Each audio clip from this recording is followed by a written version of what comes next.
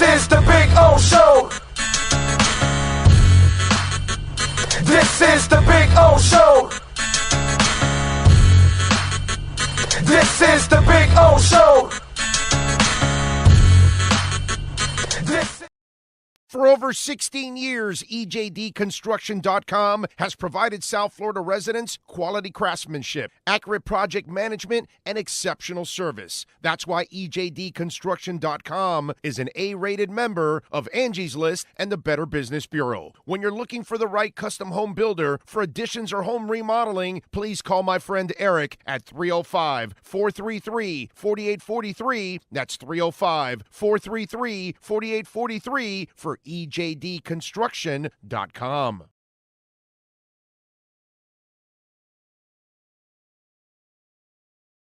When presenting an award to an employee, athlete, executive, or fantasy GM, make sure you call Orvieto's Awards and More. For 35 years, these custom award specialists have been providing plaques, trophies, custom framing, while providing state-of-the-art laser and computerized engraving, UV printing, and glass crystal etching. They do all their engraving and printing in-house for quality control. Call Charles at 305-949-8098 or visit them at orvietosawards.com. Orvieto's Awards and More, where recognition is rewarding. The lost city of Atlantis reveals its secrets at Toyota of Hollywood. Get legendary deals on over 2,000 Toyotas, like a 2024 Corolla, not $24,000, $20,988. Unlock the wonders of 0% financing for 5 full years, 0 down. Rediscover Atlantis at Toyota of Hollywood on 441 between Hollywood Boulevard and Sheridan Street. Open till midnight.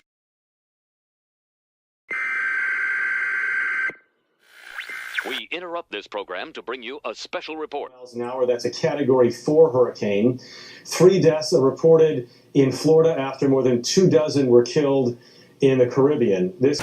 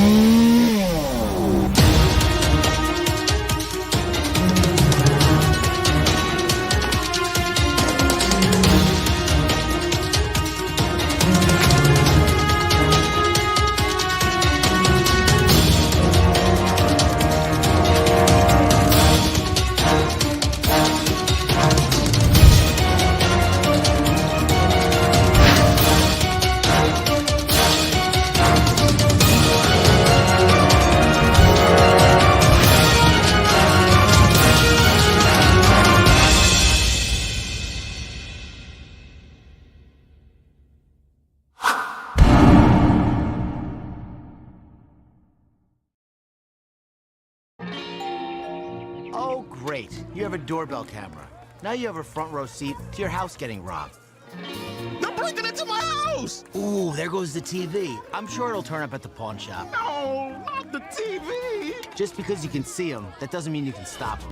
With Slogans, you get 24-hour monitoring, a free home security system, and professional installation. Plus, free doorbell camera, one that'll actually work for you. Get out of my house! Get out of the house! Call 1-800-ALARM-ME. With more than 62 years of litigation experience handling insurance disputes, Welton Rayom is committed to resolving even the toughest insurance claims quickly. At Welton Rayom, they don't get paid unless you win. They handle complex personal injury claims caused by the fault of another in both state and federal courts. They handle auto, trucking, motorcycle, slip and fall, and bicycle accidents. Call 954-966-4646. That's 954-966-4646. Welton Rayom can help.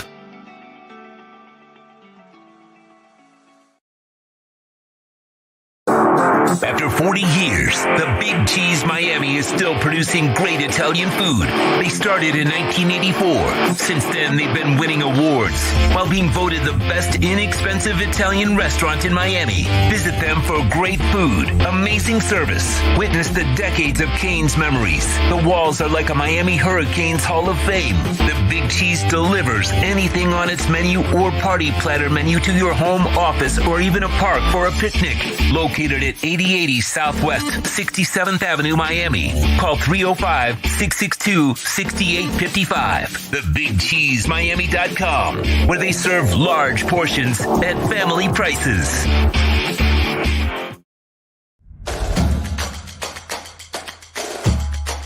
Welcome to Caneswear. New store, new items, same great experience. Family owned and operated since 2010, Caneswear has the latest merchandise from the Miami Hurricanes, Miami Dolphins, Florida Panthers, Inter Miami CF, and more. Come visit us at our store in Davie on University Drive, just south of 595, or online at caneswear.com. Caneswear, the spot Miami fans shop. If you're looking to take your home or business to the next level, then RM Contractors and Custom Drywall can assist you. RM specializes in new residential turnkey, new commercial turnkey, home and office remodeling. Call them for free estimates. Serving all of South Florida, licensed and insured. Call Ray or Mike, 305-345-3649. You work hard to create the perfect atmosphere. You dream it, we'll build it. RM Contractors and Custom Drywall, 305-345-3649. or Instagram at RMC Fisher Island.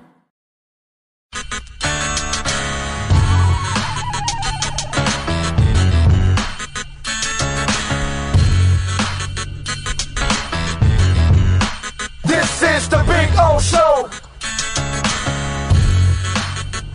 This is the Big O Show. This is the Big O Show.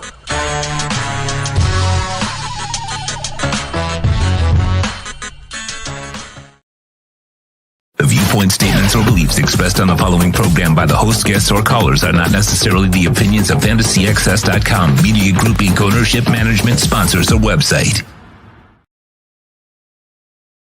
When it comes to South Florida sports teams, very few in the media have witnessed, lived, and covered it like the Big O.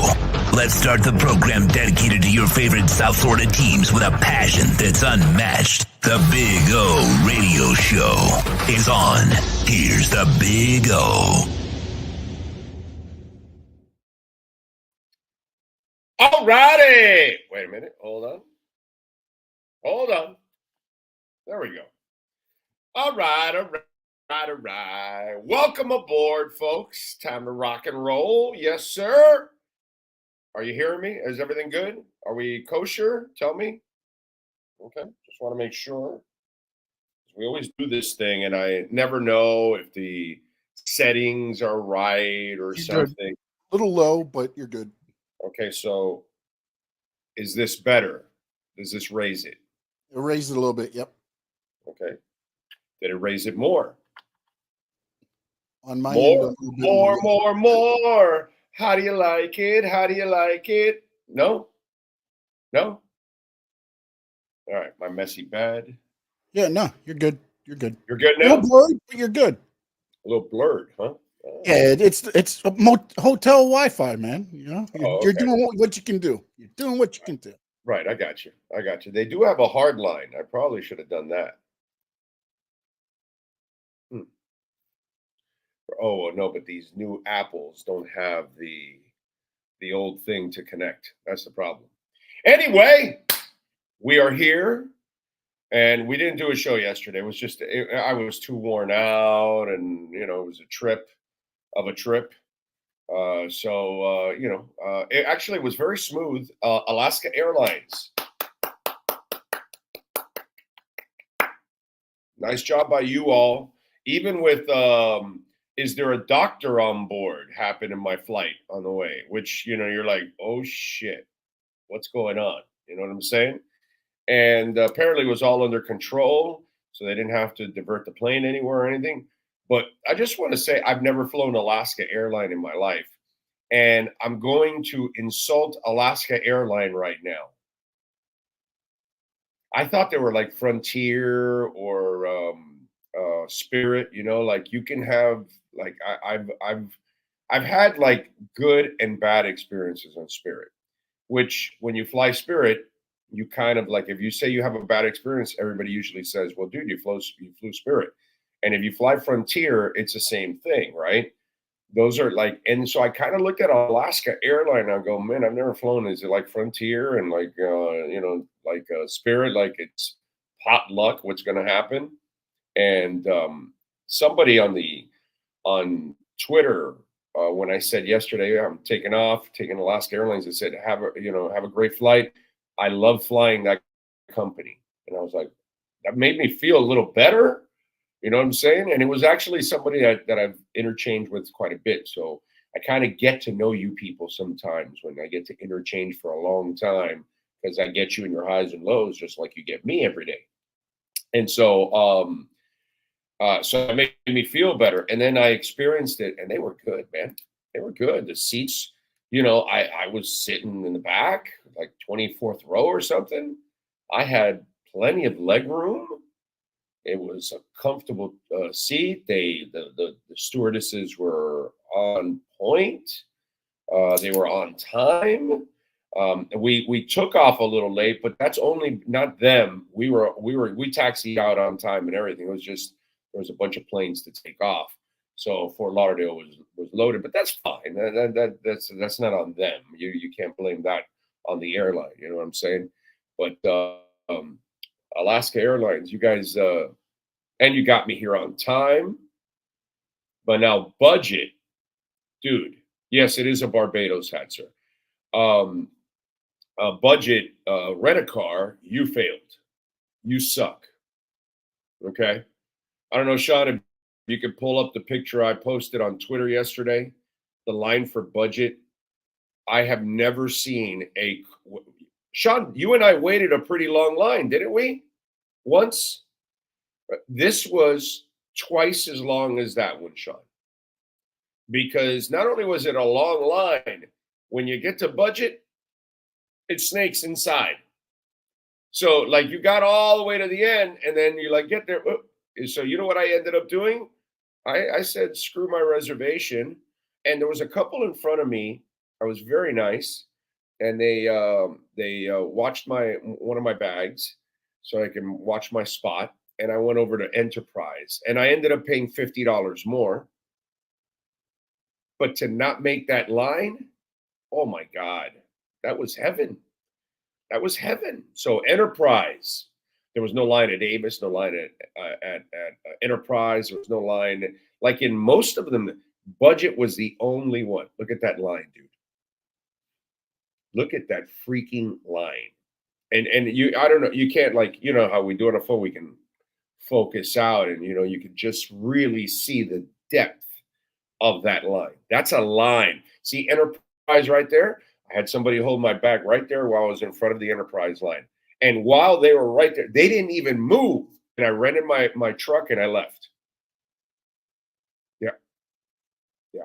So, I mean, that's, dude, can you imagine that? I may not, that was the guy at Enterprise told me that 5 out of 7 days that it's like that at that budget. And that line is typically 3 hours long. It's almost as long as the flight. The flight's 5. That's a 3. Can you imagine after you fly from Miami to Seattle, and then they put you in that line? That's criminal, dude. Just criminal. Anyway, so budget, you suck ass. Okay? Budget, you suck ass. So I dumped you. And thank you, Enterprise. It's very nice of you, Enterprise. You guys came through. I was strong. I probably could have gone around, shop around, but I wasn't going to do that. What am I going to do? Save $10 here or whatever? It wasn't worth it. $50, short notice right there. That's the car I rented from budget was 2 months ago. month and a half ago or whatever it was, 2 months. No way. So that was just crazy. And last night, I was at the Paul Weller concert at the Moore Theater, and it was freaking awesome, dude. Had a great time. Got my shirt, 66, little Paul Weller. Figured I'd get a shirt, of course, because that's all part of the whole deal. So got the shirt, and the concert was freaking amazing. He was awesome. He was awesome. Sang some stuff from the Jam, sang some stuff from the Style Council, sang a lot of his solo stuff. If you're into his solo stuff, then you're fine, because it's not gonna be dominated by Style Council and Jam songs, but you will get some of those songs, which is fantastic. And then his solo stuff. It's kind of like if you you stopped at the Smiths and you didn't follow Morrissey, or even Johnny Marr and some of his solo stuff, and you kind of gave up on those guys, then you kind of missed out on, especially Morrissey, who has a Hall of Fame catalog on his solo side alone. I would put him in the Hall of Fame twice, with the Smiths and solo, but that's just me, but that's kind of like what it is. If you gave up on Paul Weller after the Jam and the Style Council, you cheated yourself, because his solo material is just, oh my God. And he just continues to produce excellent music. Excellent music. This album here, 66, is excellent. Excellent. So anyway, but I'm a Paul Weller guy. I have a huge affinity to his music and his talent. He is just an absolute freaking stud. I was super happy. I was in the third row, in the middle section last night. I had excellent seats. And it was, and the Moore Theater is pretty cool. It's one of those classic theaters, so the acoustics are freaking amazing. I put up a couple of videos on Twitter at Big O Show if you want to go check it out. And I put Town Called Malice, and what was the other one I put? Damn it now. Now I'm brain farting. The hell did I put? I'll look it up right now. What the hell? Oh, My Ever-Changing Moods. There you go. So just in case, I put a couple of his classics. That way, if you're not a Paul Weller guy, you might know those, because those are very famous songs. But anyway, so my start here in Seattle has been absolutely outstanding. And I'm ready. I'm only here one day in this hotel.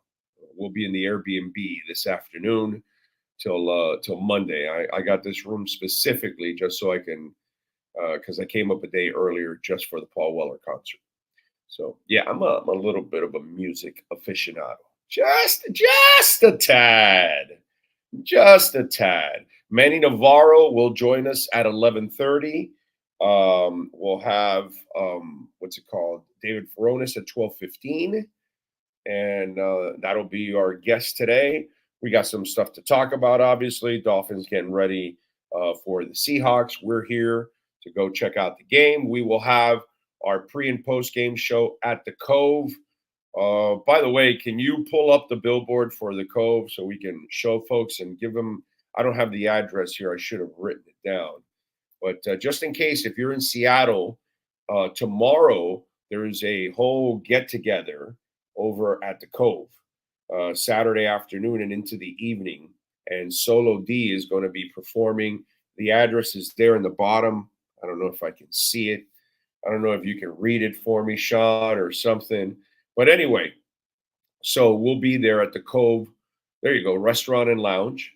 So just look it up, the Cove Restaurant and Lounge. It's pretty much only one. And you see the logo and everything, so you can run into it. So if you're in Seattle, tomorrow afternoon, Sean and I will be there. Sean arrives here tonight, so I'll be picking him up tonight. And then tomorrow, Sean and I will be there in the afternoon, hanging out and having a good time. So if you want to come on by, Solo D's going to be there performing.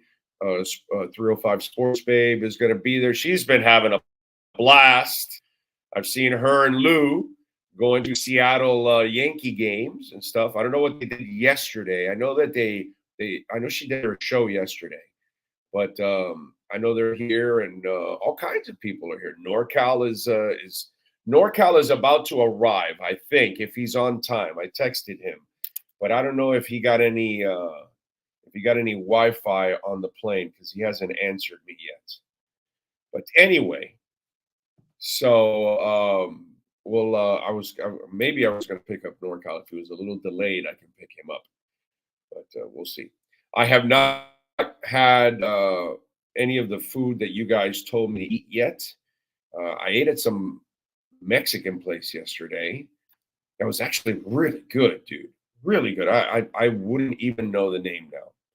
Now I don't even. It was a mom and pop place, and it was fantastic. It was fantastic. So that was cool. So had a good time. Can't complain. It's a hell of a start here in Seattle. All right, what else do we have? Man, we got a bunch of stuff. Let's do some roll call. Remember, of course, as always, you can support the show. Visit our merchandise shop. We got our shirts, our hats, all kinds of stuff. You'll see the billboard there. You can use the QR code. If not, you can go to our YouTube page here where the links are at. You can see the links to our merchandise shop and check it out and support us. And, of course, you can always make a donation, Cash App or Venmo at Cash Big O Show. That is Cash Big O Show, Cash App or Venmo. And Bitcoin pumping, man. It went to 63.7, 63.8. Yeah, like 63.89, I think it was last night. Almost hit 64. It's now hanging around 62.918, so right around 63. So we'll see. It looks to me like this is it. This is the run that it's about to start. So those of you that have been waiting patiently for a few years and hodling and lowering your overall average for whatever you like, this is we've made our investments. Now it's time to reap the rewards. Well, Bitcoin, that one's money in the bank. I'm not, but we all invested in several altcoins, and that's why I always tell you 40% Bitcoin, 30% Ethereum, and then 10, 10, and 10. Why? Because those are the higher risk ones. Great. You can make great investment money. You're going to make more than even in Bitcoin because it can X way more than Bitcoin can, because Bitcoin's a much higher market cap. But right now it looks like we could be headed in the upward motion that we've all been waiting for. So looking forward to that. And by the way, just a couple of news and notes. Michael Saylor, once again, he has raised $1 billion. And today he purchased another 7,420 Bitcoin. The MicroStrategy company now holds 252,220 Bitcoin. That's some crazy stuff. Remember, I've been telling you a lot about Walton Rayom helping people out with bankruptcy, because we talk about water damage and hurricane damage and storm damage and busted water pipes, and you guys have called for that, and you guys have called for what's it called, car crashes, truck crashes, those kind of things. But I tell you about bankruptcy all the time because Americans are officially out of this. The U.S. net savings, a percentage of GDP by households, businesses, and the government, has been negative for 6 consecutive quarters. In other words, Americans are producing much less than they consume. Since 1947, there were only 2 other times when the savings were negative, in 2008 and 2020. This comes after the U.S. government's deficit hit $2.1 trillion over the last 12 months, and spending has reached $6.9 trillion. At the same time, the personal savings rate fell to 2.9%, the second lowest since 2008. So we have a savings crisis going on. So if you are, because it's normal for a lot of us to be dealing with this, please call Welton Rail. All right, 954-966-4646. It's nothing to be embarrassed about. It can happen to me. It can happen to you. It can happen to anybody. Okay, things are really, really tough right now. So there you go. All right, and for you crypto people out there, FTX is about to pay out to its people $16 billion. You know the $16 billion that was taken away and all that? Oh my God, it's lost. It was all found. Because, and Elizabeth Warren will lie to you. Oh, criminals don't want to do illegal shit on the blockchain. It can all be tracked.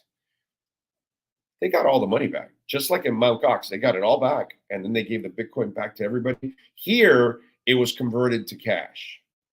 And so everybody's getting back their money. In fact, with some profits. So and nobody talks about that because the media doesn't follow it.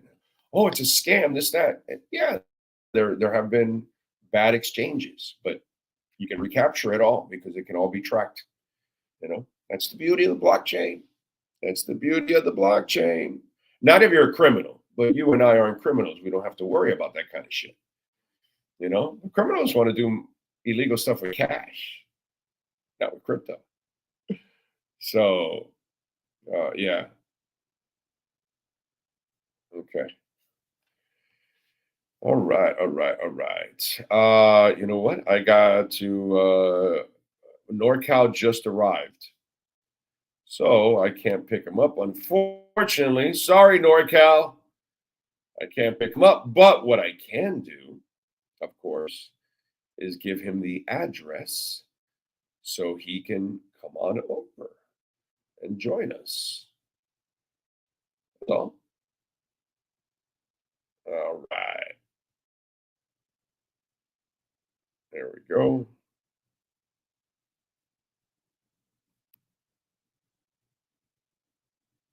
All right. Anyway. All right. So, in case you are struggling, call Welton Rail. They are absolutely phenomenal people, and they will get it done for you. What do we got here on the chat board?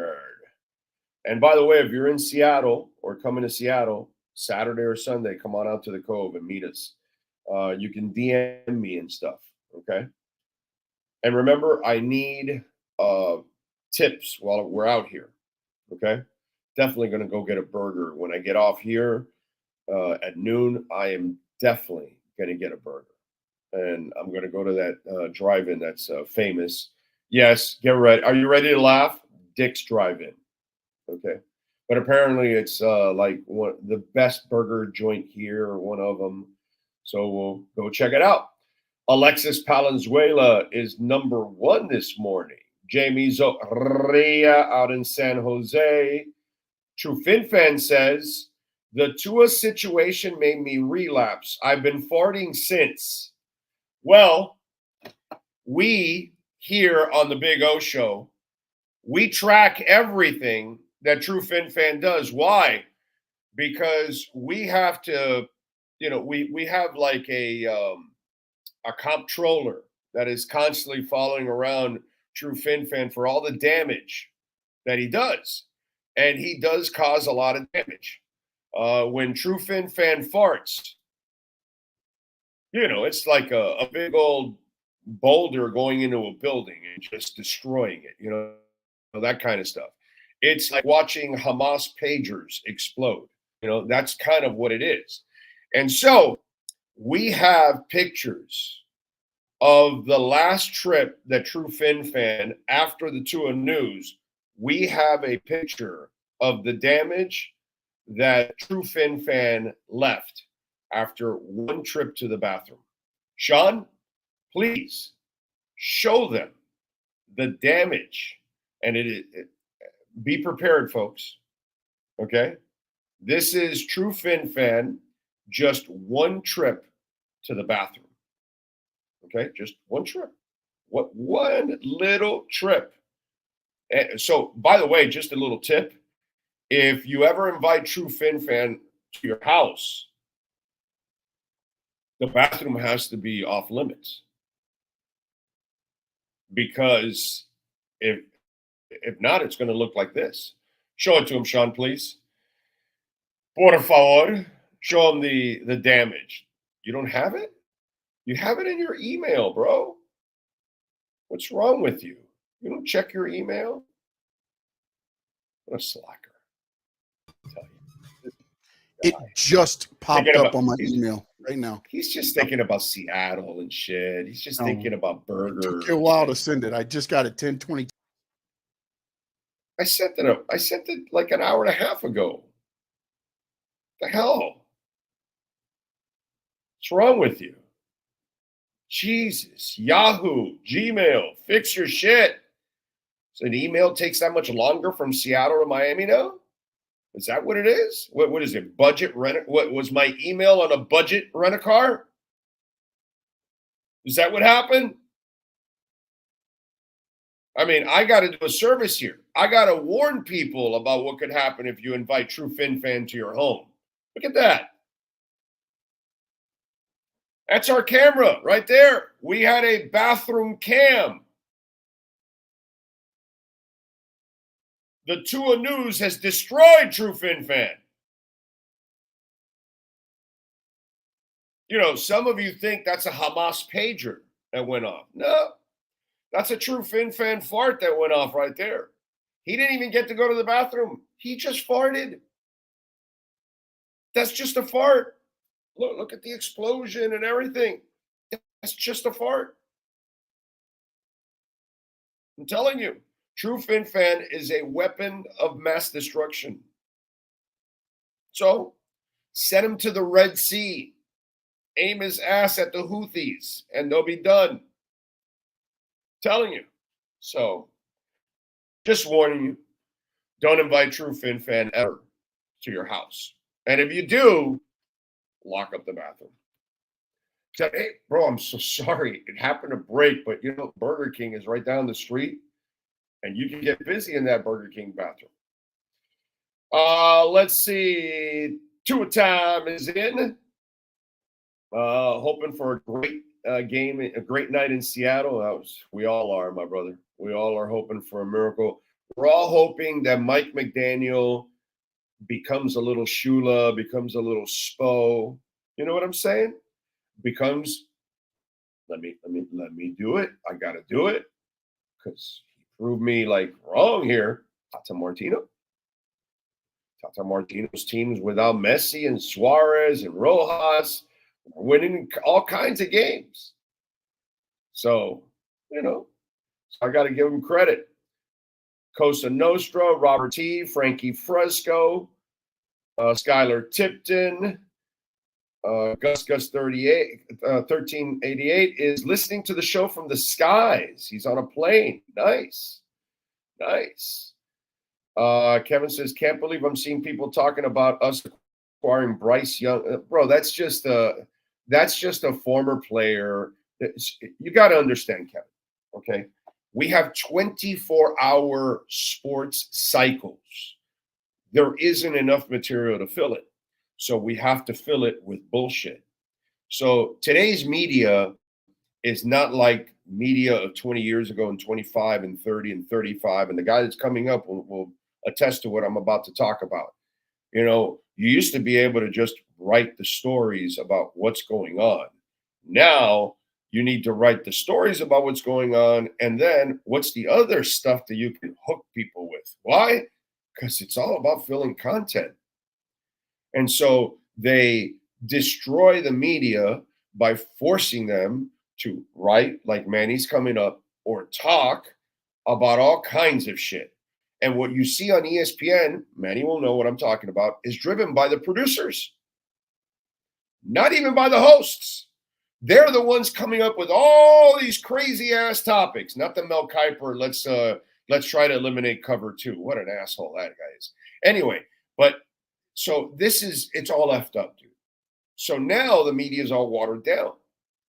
And because the editor and the producers and the executive producers, and they're all looking for clicks and ratings and all that kind of stuff.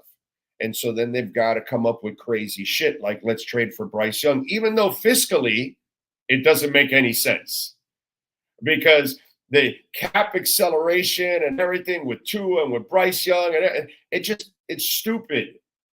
You just sign these people to massive contracts. The cap ramifications to all of this is brutal and crippling. But then you got a former player that doesn't understand the business side.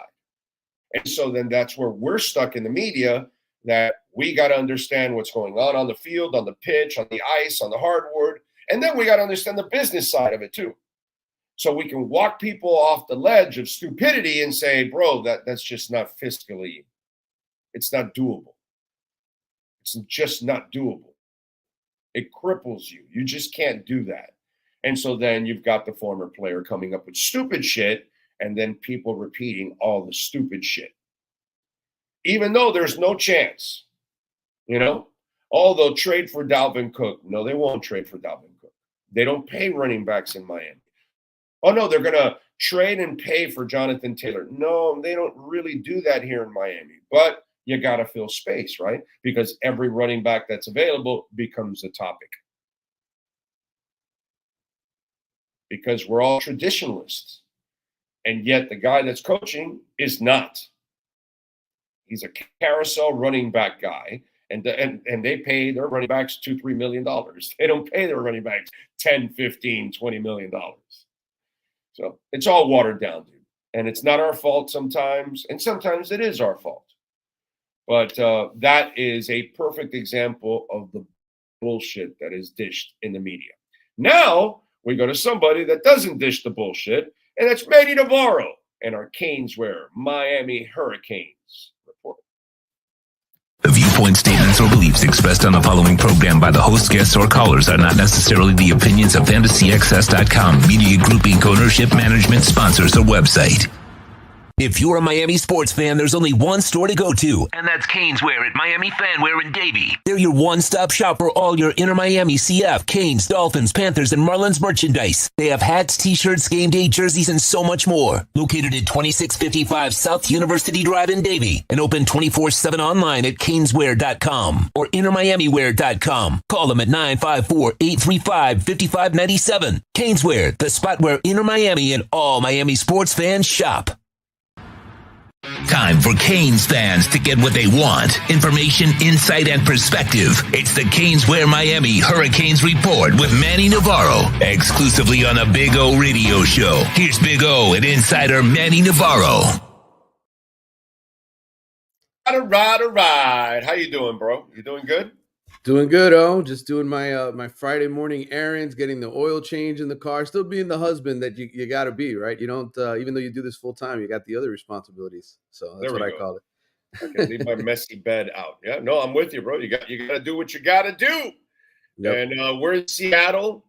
You heard what I was talking about before because, we had a guy on ESPN. Well, why don't the Dolphins trade for Bryce Young? And it's like this crazy three-way trade. And players, a lot of them don't understand the business of everything. You know what I mean? But again, it's the 24-hour cycle. When you started in this business compared to what it is now, it's run completely different, bro. Completely. I started around 1995. I was still a junior in high school, and I started working for the Miami Herald. And I can tell you that the news cycle, I remember, people, we had no internet basically back then. There was no website. And I used to remember having to put scores into a telephone line. Like I was a clerk late at the Miami Herald that I would have to put in the late night West Coast baseball scores. So people who woke up the next morning didn't have those scores in their paper. They could find out who won the Dodgers game. And now we live in this crazy cycle where people just make up shit all the time just to create buzz. And the biggest thing I tell people, is there's not a lot of journalists left. There's a lot of people who just created a YouTube page or love sports and they're fanatics and this is a passion for them. But people, the general public, don't know the difference sometimes because, hey, I like this guy. He talks about my team. I'm going to tune into the show. Well, there's a difference between a guy who's a fan and there's a difference between somebody who gets paid to do this for a living, that has journalistic integrity and has to do the job. Actually has insight too. You can actually Yeah. talk to some people that actually make the business go, you know. So it's kind of, you know, but it's funny because the ex-players are on all the time, and you know, we've dealt with ex-players. We know how it is, you know, and they were great in their own right, but then when they step into this realm, it's, you know, most of them aren't really willing to work and really understand what they have to do, because again, it's interesting. We do this because we have a passion for it. Yep. And that's usually why we got in it. It's because of a passion, not because, oh my God, we're going to get rich. No, I have not gotten rich. I'm doing well. I'm able to take care of my girls, but I have not gotten rich. That's the biggest misconception about this job. Yeah, no, because obviously there are a few people that do end up making some really good money, and God bless you. You know what I mean? Right. But most of us are, you know, just we're doing it because we love it. You know what I'm saying? Mm-hmm. And so it's different. And then when the player tries to get in this business, they don't love this business. They love what they did. They're not going to love what we do. You know what I mean? Because what we do was an extension of what we did as fans. So it's different. Whereas there is no extension to what you did on the field, on the ice. Nothing's going to match that shit, dude. Nothing's going to ever match that, you know? So it's just a different way of media. The South Florida Bulls, one of the things that I like about everything that I've seen this week and what the performance I saw last week is they have their attention. And you're better than them. But I love that the Canes under Mario right now seem to have the attitude, yeah, but we're still going to go prove that we're better. We want to prove that we're better. Yeah, I think their head is in the right place. The culture is in the right place. Nobody's really been cocky. Like, that's one thing I thought there maybe be a little bit more old school Kane swag in the sense of guys talking crap. But Mario just, you know, he's not going to allow that kind of stuff. So we haven't seen any of that yet. You see that Miami's they're having fun, certainly with Cam Ward and the whole, you know, the celebration thing where he puts his hand in front of his face like he's got a big trunk in front of his face, that whole thing. But outside of that, it's been pretty much quiet and businesslike on Miami side. And I think that's good. That's encouraging because I said this to my editors this week. I feel like Mario's on a revenge tour, man. I really feel like after the embarrassment that he endured last season with that Georgia Tech loss and everybody talking crap about him. First 2 seasons, bro. First two seasons. Just several games that we just said, bro, Mario, what's going on game day, bro? Because we weren't questioning. Nobody questions anything else. It was just, game day. What the hell is going on? And that's why we've kept saying that you have your guys now. Clearly, because they don't even act like older. They act like Mario. They really do. They really do. And I think it's you know, and that's usually what happens by year 3, because you weed out the guys that were there with the previous coach and you bring in new people that are all about, you know, the new vision. And so to me, that's what's happened. You're seeing the year 3 effect, and it's usually the right window, right? People are always like, oh, the first 2 years. It's like, no, dude, he still really doesn't have all of his guys yet. Now you're starting to see, okay, this is really Mario's team. Yeah, and coaching staff.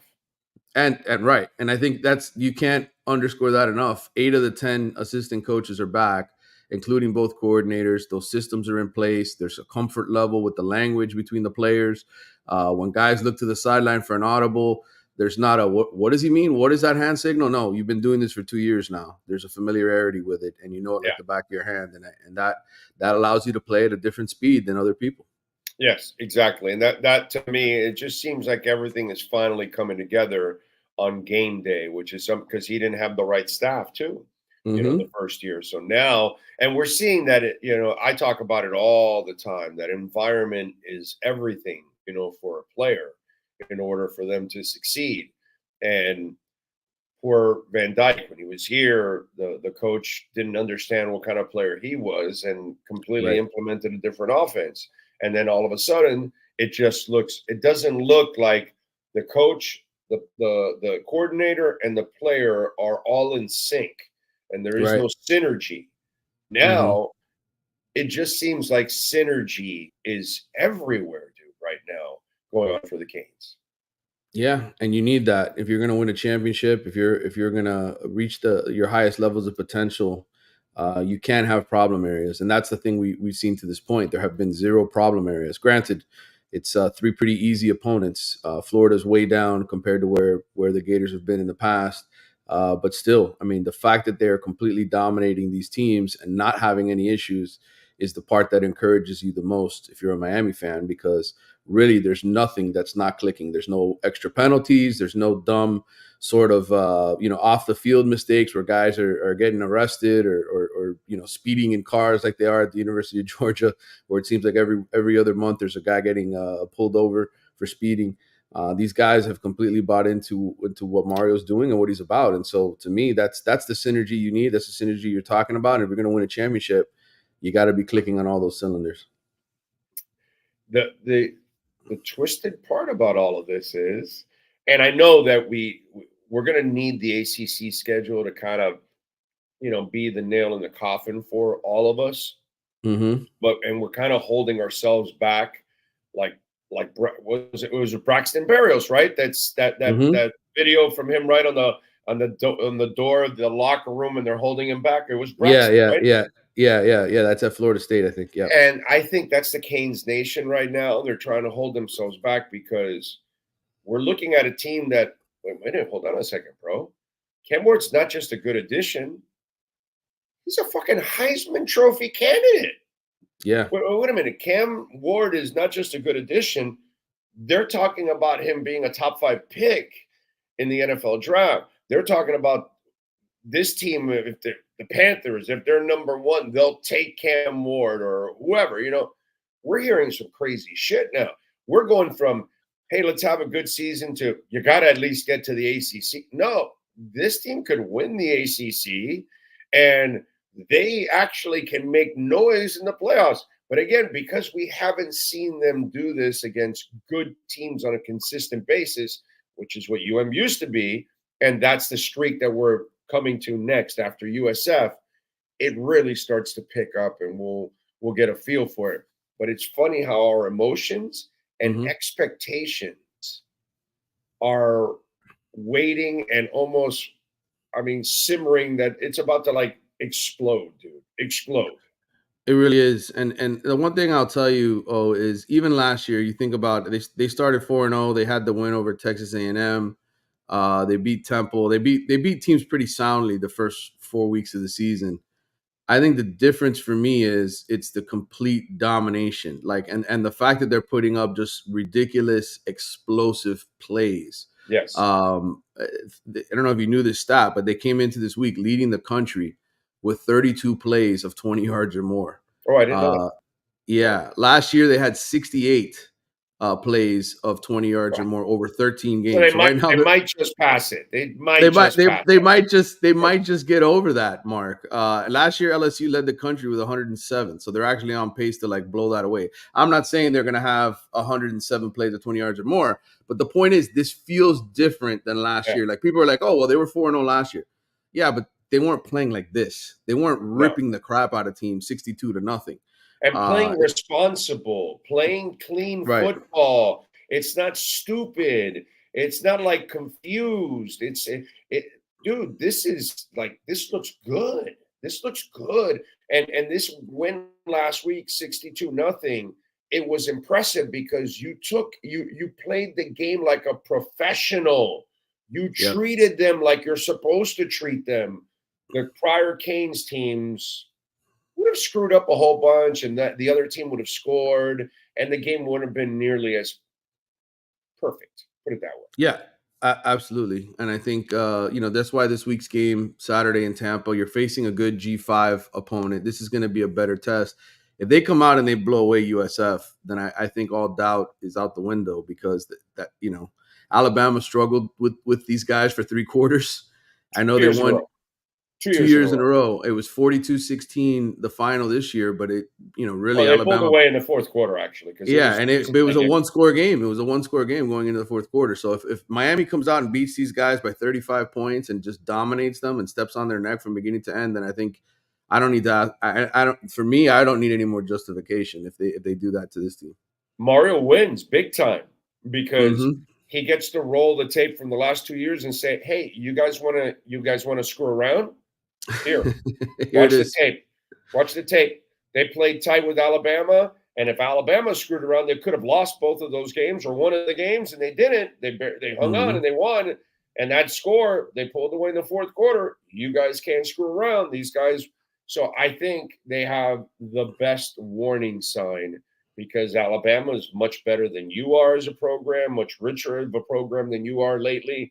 So if they can take Alabama to, the brink, Yeah. you better wait. And by the way, another road game for them. Now it's not like the swamp, but it'll be another road game for them. So that's cool. Yeah, I agree. It's gonna be a good test for them. I can tell you from paying attention to the rest of the ACC, some of the teams that are remaining on the schedule have gotten better than I expected them to be. Cal is playing great football. They're probably going to beat Florida State this week. That's a game in a few weeks away. A long trip. Is that really something? Is that much of an accomplishment being Florida State nowadays? Well, not anymore, but they did win at Auburn, and they are +8 in the turnover margin, so they are a team that's playing peak defense, to keep them in games and give them a chance to win. So that'll be they got more talent on interesting that defense, bro. Yeah, They got talent on that defense, man. That's a team that's gotten better. I think Georgia Tech certainly has gotten better. You look at the way they've played early this season. Boston College is not on the schedule this year, but they're a team to watch. Syracuse. So Miami's got some of these teams that I think when we sat here preseason said, oh, this should be a victory for them. I think these teams are gotten a little better too. Ken Ward, bro, can he really win the Heisman? I think. Look, I think unfortunately this is the year where a guy like Travis Hunter or even the running back Ashton Jante at Boise State may get a chance to come in and steal it because there's sort of a fatigue level, I think, amongst voters of just always picking a quarterback. But if Miami goes undefeated and wins the ACC and they're number 2 in the country at the end of the season behind Ohio State, which I think is the path that they're on, then I think you have to give him serious consideration, especially if he's leading the country in almost every single passing category like he is right now. Mario will be coach of the year. Oh yeah.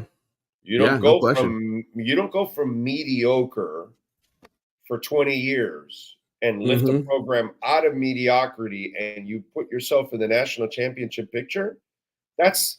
We're talking about a leap that few ever do. It's usually gradual. Yep. You know what I'm saying? So if you go from crap shit bowl games every year to now you're in the in deep run into the playoffs, wow, dude, that'll be amazing. Especially if they keep killing everybody the way that they are. If it's blowing people away. And again, I don't think any of the SEC teams are going to go undefeated.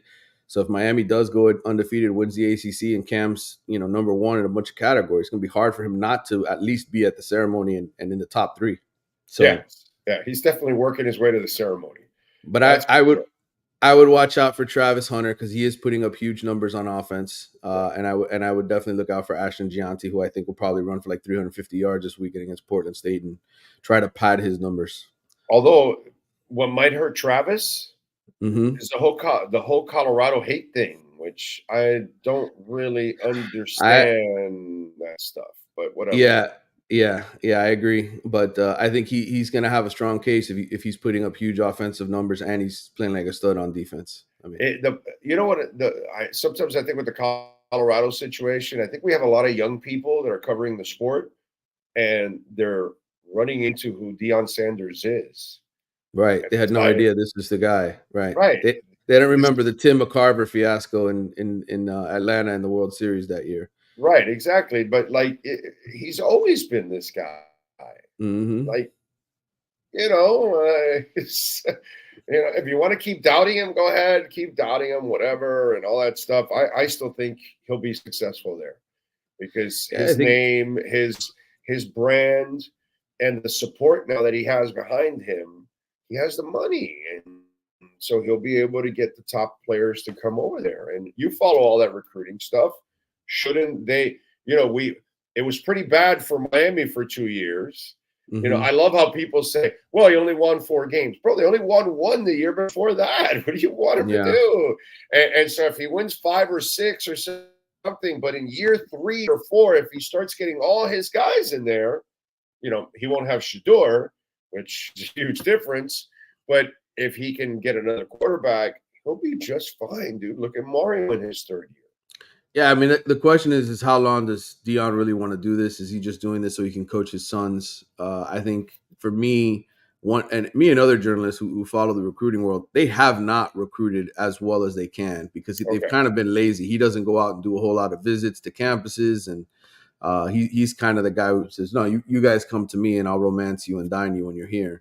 Part of it is his health, I think, with his the foot surgeries and all the stuff that he's had to have. But for me personally, I think this is probably going to be his last year because I think he's really in it just for his boys. I really do. I think it's just for his boys. Wow. Okay. That's wow. That would be devastating for Colorado, dude.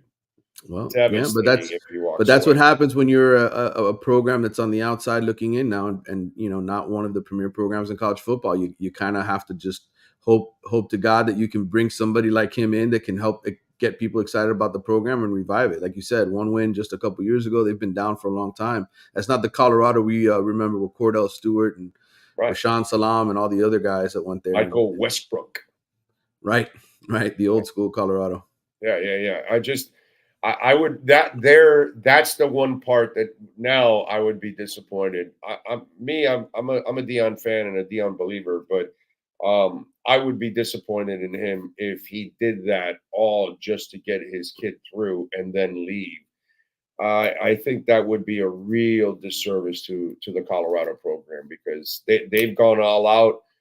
He deserves to do the same thing for several years and give it a go. But I don't know. We'll see. I mean, he talked about not wanting to go to somewhere where the brand is already built. He wanted to go build his own brand. Right. So, you know, you wouldn't be labeled successful. And that's not – see, Jackson State, he was successful. He could walk away. Right. I don't think in Colorado you could call it successful if you walk away after this season. Unfortunately, I think his body language and his behavior speaks to me that this is it for him. Okay. Well, maybe you know I'm it wrong. Better than I do. No, you know it better than I do. By the way, the FSU mess. I mean, what's up, dude? What's going on there? Holy shit. I think I wrote a column about this on Saturday. I think the unfortunate part of college football nowadays is if you don't hit on recruiting and you're not developing guys behind guys that you lose, you can have the drop off that you're seeing at Florida State. And that's essentially what happened. Mike Norvell had a great run with Jordan Travis as his quarterback for the last 2 years. Tried recruiting the quarterback position well, didn't really have anybody waiting in the wings to replace Jordan Travis, had to go into the portal, get DJU, and that's the shortcoming of their offense. And I would say the running back position, same exact thing. They got Trey Benson out of the portal. Trey Benson came in, was a star, did his job.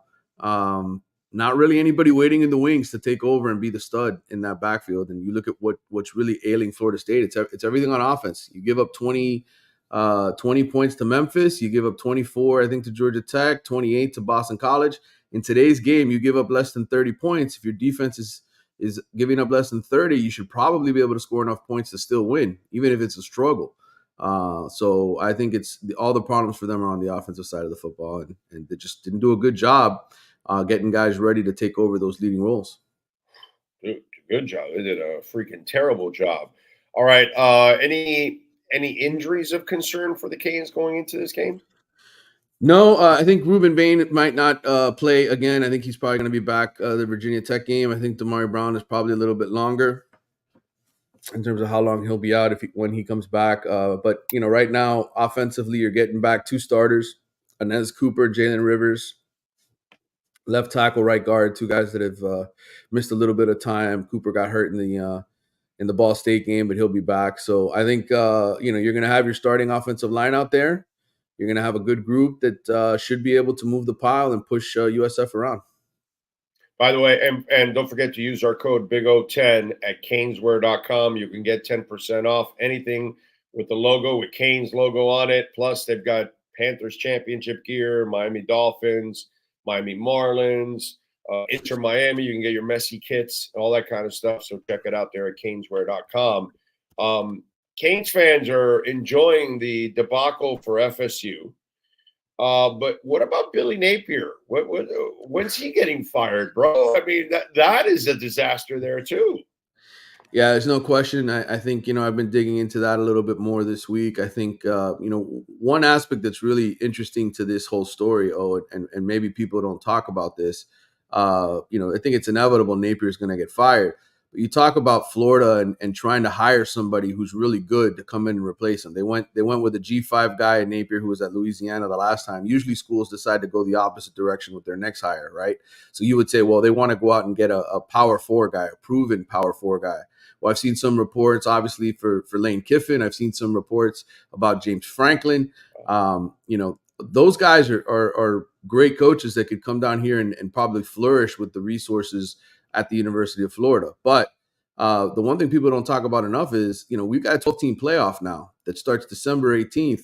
And if Penn State and Ole Miss are in the playoff, those guys are not going to be available to the University of Florida. And I think that's one thing we got to start getting our brains wrapped around with as college football changes here, is that the coaching carousel, most new head coaches want to start at their new school by the end of November, beginning of December, because you got to sign a recruiting class, even if it's a patchwork recruiting class.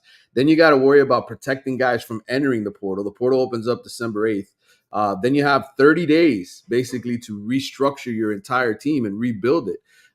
If these guys are coaching December 18th and the clock starts December 8th, that is a huge disadvantage for the next coach. And a program like the University of Florida that has been tired, they've been down for a while now. Don't forget, this could potentially be their 4th straight losing season. They don't want the next coach to come in and take a long time to start winning again, right? So to me, you can talk about Lane Kiffin, you can talk about James Franklin, you can talk about all these guys that have really good programs, but the likelihood that they're going to leave where they're at coaching in the playoffs to go take over Florida, yes, it's a great job. Yes, it's probably a top 5, top 10 job in college football, but you can't really do that if you're coaching a playoff team. So to me, I think that's one aspect when you hear the reports of who's interested in this job. I think you got to be a little bit smarter and use your brain and say, well, if I'm Florida, as much as I may want one of those guys, it doesn't make any sense for us to have to wait till January to bring them in because they're still coaching their other program. Yeah, no, and by the way, Ole Miss has done everything for Lane. They give him every resource. I get Florida's going to have it, but I know it's not a lateral move. It's a little bit of a better move to go to Florida. Obviously, a better program overall, but at this moment, it's not a better program than Ole Miss.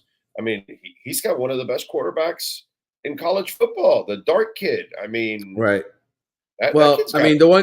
The one thing I will say for Ole Miss is they got a lot of guys that are going to be going to the NFL after this season. So if you talk about having to hit the reset button and starting over at Ole Miss, yes, he will have to do that after next year because Jackson. But you don't start all over like you will at Florida, bro, where you have to at Florida, establish everything. And again, it's like I mentioned, he's more likely than not, Ole Miss is going to be in the playoff this year. I mean, they're a top 5 team right now. If they're in the playoff and they're advancing to the second round and playing December 31st, he is not going to leave Oxford on January 1st or January 2nd, assuming his team loses in that round, and all of a sudden come in and save the Gators when you don't have a spring transfer portal window anymore. Dude, that used to be something you could use. Dude, you answered your fucking question. Yeah. The best part that you said was he's going to lose a lot of people to the NFL. Yeah. Mission accomplished at Ole Miss. Yeah. Why would you go to Florida now? That's the cycle that Mario needs to get into. Winning and proving that he can produce players to go to the NFL. If Cam Ward wins the Heisman and goes to the NFL, dude, that Mario will travel less. Because they're going to come to you at times now. Some of those 5-star guys are going to come because, oh my God, you did this for him and that. I want you to do that for me. So that to me, that's where I look at that whole Lane Kiffin thing and I say, at this point, you're Lane Kiffin. You don't leave Ole Miss to go to Florida, dude. You stay there because you're going to impress people more by building Ole Miss than trying to reconstruct Florida that's been constructed many times by others. The guy who's much more affordable for Florida with buyouts and everything else. And don't forget, you're going to have to pay Billy Napier $26 million to go away, including half of it within the first month of him leaving. So you're going to have to Manny Diaz. I know you're saying it. Manny Diaz now. I am not. I'm saying Jed Fish, the former offensive coordinator from the Hurricanes, who's been in a lot of places, had a lot of success last year at Arizona, just got the job at Washington, but his buyout is only $9 million. So that is very affordable to get him out of his contract. Fish is a UF grad, a guy who's had success in the places he's been as a head coach. It's not like he hasn't had success. I think that's the kind of guy that you could target and bring in, and he could get a head start late November and probably do a good job rebuilding the Gators quickly. All right, caneswear.com is the site. Go see Brett and go see all the guys out there. They know how to get it done, I'm telling you, and the ladies too. They're just a fantastic a group of people. And again, 2655 South University Drive. You go in person, you can use our code BIG010 and get 10% off. If you go online, you can use our code BIG010 and get 10% off. Most of the hats you see me wear on the show, except for this one, I get them at Caneswear, so you can check it out. They've got all kinds. And if you love the old Dolphins logo, they've got tons of hats with the old Dolphins logo. So go check it out at caneswear.com. Follow Manny Navarro on Twitter at Manny_Navarro.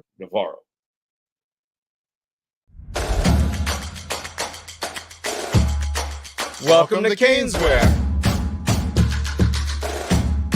New store, new items, same great experience. Family owned and operated since 2010, Caneswear has the latest merchandise from the Miami Hurricanes, Miami Dolphins, Florida Panthers, Inter Miami CF, and more. Come visit us at our store in Davie on University Drive, just south of 595, or online at caneswear.com. Caneswear, the spot Miami fans shop. We step into the world of big dreams, big moves, and big money. It's the Big Cheese Miami Recruiting and NIL Report with Manny Navarro. After 40 years, the Big Cheese remains dedicated to serving the finest Italian dinners, pizza, pasta, subs, and salads. All of their pasta is imported from Italy and cooked fresh every day. Visit BigCheeseMiami.com. Now, let's find out who's the Big Cheese the Miami Hurricanes are working on with insider Manny Navarro. All right, let's get into a little recruiting and, of course, get into a little delicious food. You go visit my friends at the Big Cheese, 8080 Southwest 67th Avenue there. Check it out. Just great people, man. I'm telling you. And the employees have been there 15, 20, 25 years. It's crazy. Yep. 40 years of getting it done. When you're in the business for 40 years, your food must be exceptional. So go visit my friends at the Big Cheese. All right, Manny. Let's Tennessee. What's this whole 10% fee ticket thing before I get into UM? Because I don't know, is Miami going to start doing this? What the hell is going on? Yeah, big story this week, at least from the college football fans' perspective. Tennessee announced a price hike for football tickets starting next season, with the increase specifically going to help pay players. It's 10%. They called it a 10% talent fee, Big O. That's what the athletic director, Danny White, announced this week. And basically, they're trying to be very upfront about what their intentions are with this. And I kind of found it refreshing, because a program like Tennessee, who started to turn things around. Let's not forget, Tennessee's been through the ringer too, right? Since Philip Fulmer had success there, and they had Peyton Manning and T. Martin and all those guys that won the last national championship. I think, they've gone through it. Now they're starting to come out of it, starting to have success. They have a team that's, I think, number 6 or number 7 right now in the country. They're going to go play at Oklahoma this week, should win that game, could be a contender for a national title. So I think, this is another sign of the ever-changing world that we live in with NIL, and the fact that an athletic director came out and literally called it talent fee kind of made me laugh, because that's just, again, another sign of the world we're living in. Well, and so is that something that you're going to see other teams do? Because, you got some balls doing that if you're Tennessee when you haven't won jack crap in forever. And so if you're a team that's constantly winning and you're Alabama and you're Georgia and you do something like this, I kind of get it, you know? Right. If everybody wants you to get this recruit and that recruit, well, yeah, we got to pay for it. Well, why don't you help us pay for it? Here you go. So you kind of create another collective from the fan base. You expect this to catch on? Yeah, I think you're going to see, just like anything else in life, right? Remember when the airlines didn't charge us for baggage fees? Then all of a sudden somebody decided, oh, we're going to start charging you for bags, right? I forget who it was. I don't know if it was Delta who started it. Then all of a sudden, a year later, everybody was charging baggage fees, right? $50 to put your to check your bag. So I think, yes, without question, this is something that will spread like wildfire in college football. Now, is everybody going to come out and say it's a quote unquote talent fee? I don't know about that, right? I mean, could Florida State really come out right now and say, hey, we're going to charge you guys a talent fee when, you know, they've raised all this money to pay Mike to pay Mike Norvell as coach, and then to give him a big raise, and then $12 million for their NIL collective to go 0-3. No, it's not going to be smart to come out and say that in the middle of an 0-3 start. But I think a lot of teams across college football are going to start raising ticket prices and pass more NIL fees onto the fans who are already paying a boatload of money to these collectives. And look, you better win. You better win, because if you don't win, they're going to tell you, they're going to tell you, F2, I'm not paying any more for you. That's it. Because if that means I'm paying for the players too. Oh, and you're not winning? Screw you, bro. You know what I'm saying? True FinFan put out, you know, inflation's killing everybody with that. You know what I mean? We've been in a recession for well over a year, you know, so it's like, we got people in the government. No, the inflation is transitory. Get the hell out of here. Transitory. I just read a story that our savings in America, our savings accounts, are at all-time lows. Yep. All-time lows. Americans have the least amount of money in their savings account in years. And that's a sign. And now you're going to charge more? Are you kidding me, dude? That's where you're going to start losing people. You're going to start losing people because not everybody's going to win. So not everybody can collect that money and justify it. You know what I'm saying? Absolutely. I think that's one thing we're definitely going to see more and more of. And I think we've already started to see it where people would much rather get involved with directly paying players than giving the money to the school and trusting the school with that money to make the right decisions. Like people used to give money blindly for facilities. Oh, we need to upgrade facilities. Look at the University of Miami, right? They basically put their plans on hold for that forever football facility that they wanted to make. Why? Well, they got to win. They got to get fans to believe in Mario and to say, hey, wait a minute, this thing really is going in the right direction. So I think that's the world we live in now. And if Miami wins this year, they get to the semifinals and they're in the college football playoff and they're winning ACC championships, then people are going to be much happier to hand over their money. It's as delicious as a big cheese garlic roll. Exactly. Okay. You have that kind of season. That's like eating at the big cheese. You feel like the big cheese. All right. So there's a Malachi Flynn in the NBA. Could there be a Malachi coming to the Miami Hurricanes? Yes, Malachi Tony, wide receiver. Oh, it's Malachi, not Malachi. Malachi, it's okay. Hey, listen, I have a close family friend.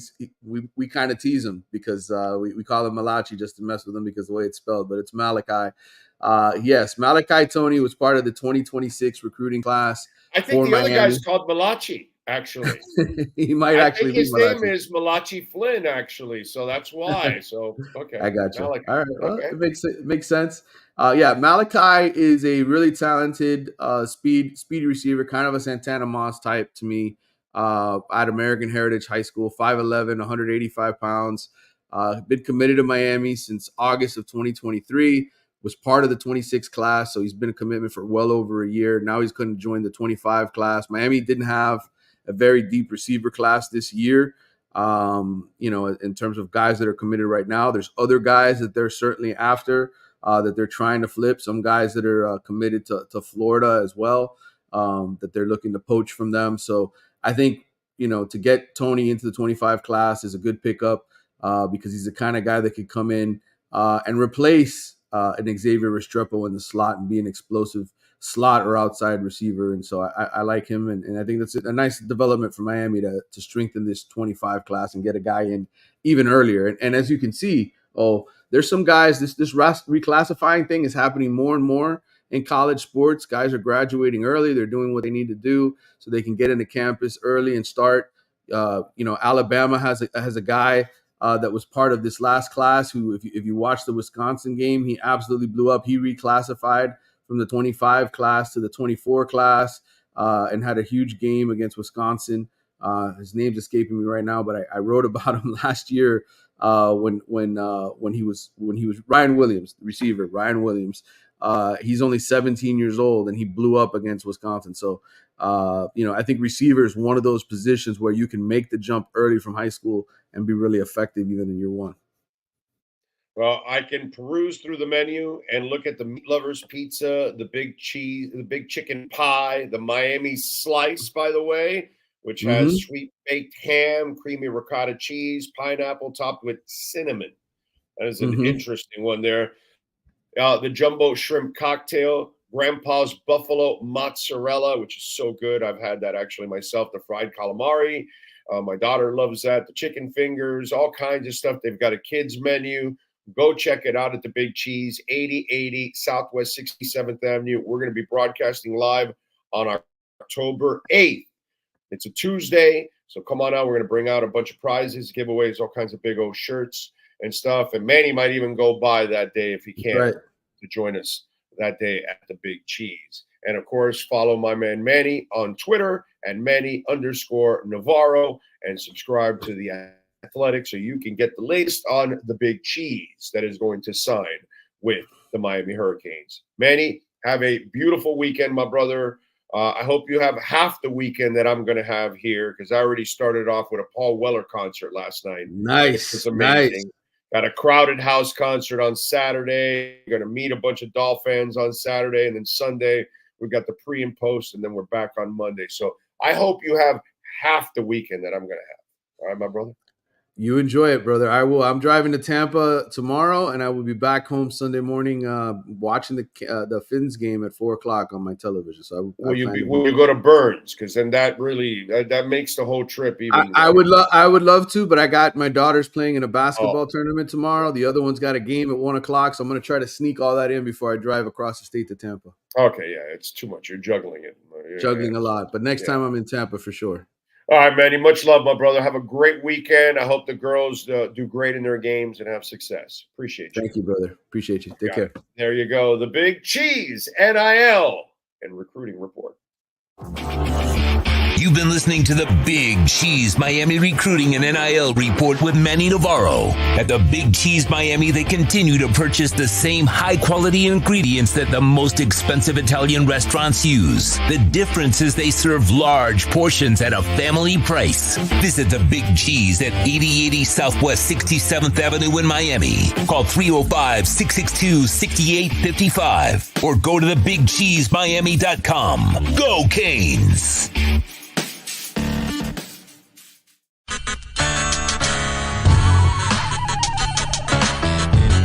So here we are. I wanted to show you the backyard again because we had some trouble last time, but cuttersedgepro.com does some amazing stuff, and there are the boys and the girl. They're having fun. There we go. Right, Maiden? Right, Bono? There we go. They're having fun. I'm having fun. Look at our Sylvester palm.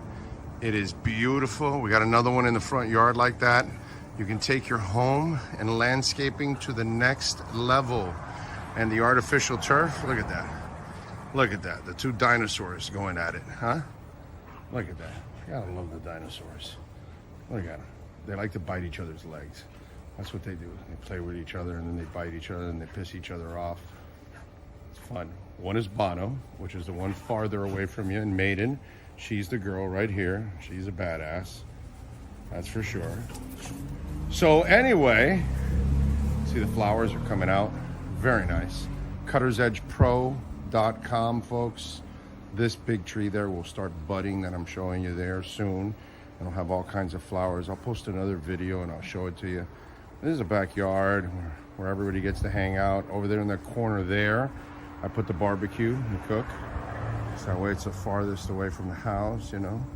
If I light myself on fire or somebody else, we're out in the corner away from everybody. There you go. So you're getting some flowers coming out, which is a beautiful thing.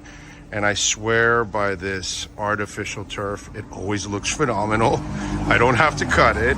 I don't have to water it. And so I'm saving a lot of money, hundreds and thousands in the long run, because I'm not watering or, of course, cutting the grass. And you know, here in South Florida, we cut the grass like every 10 to 14 days.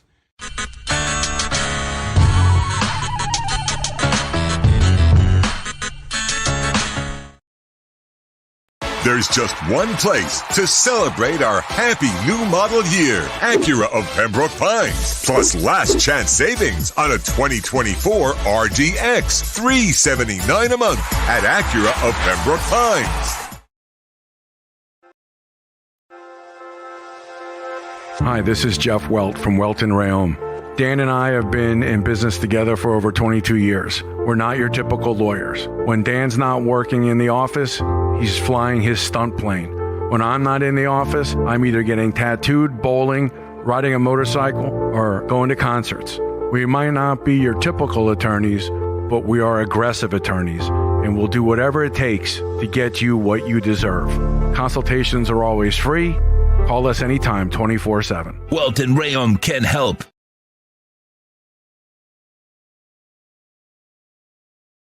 If you're looking to take your home or business to the next level, then RM Contractors and Custom Drywall can assist you. RM specializes in new residential turnkey, new commercial turnkey, home and office remodeling. Call them for free estimates. Serving all of South Florida, licensed and insured. Call Ray or Mike, 305-345-3649. You work hard to create the perfect atmosphere. You dream it, we'll build it. RM Contractors and Custom Drywall, 305-345-3649.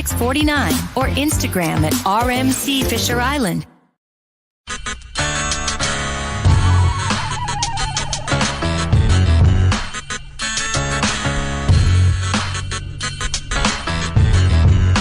This is the Big O Show. This is the Big O Show. This is the Big O Show.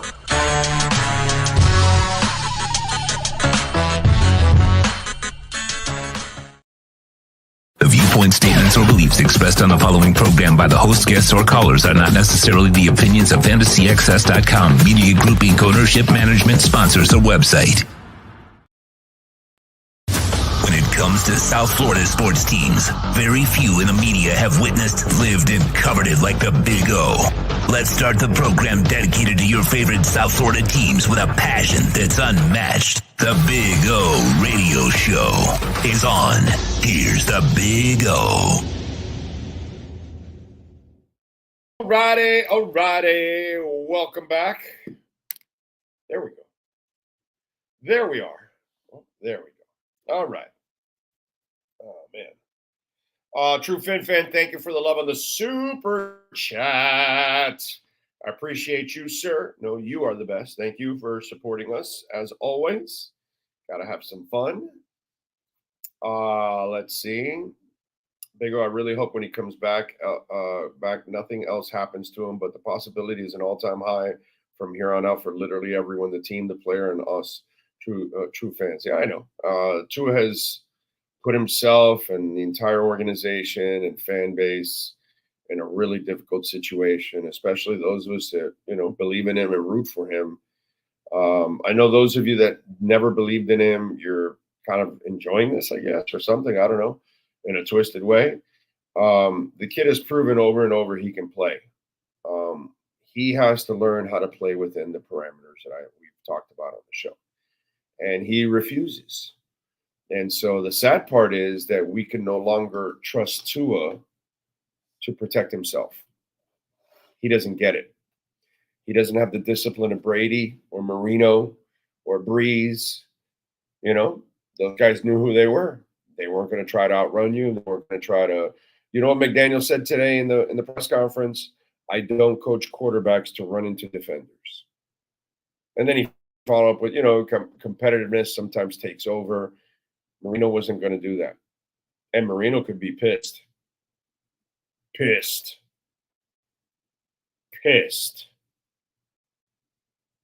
And not pissed enough that he couldn't compartmentalize the situation. I'm pissed, but I'm not holding on the ball 5 seconds.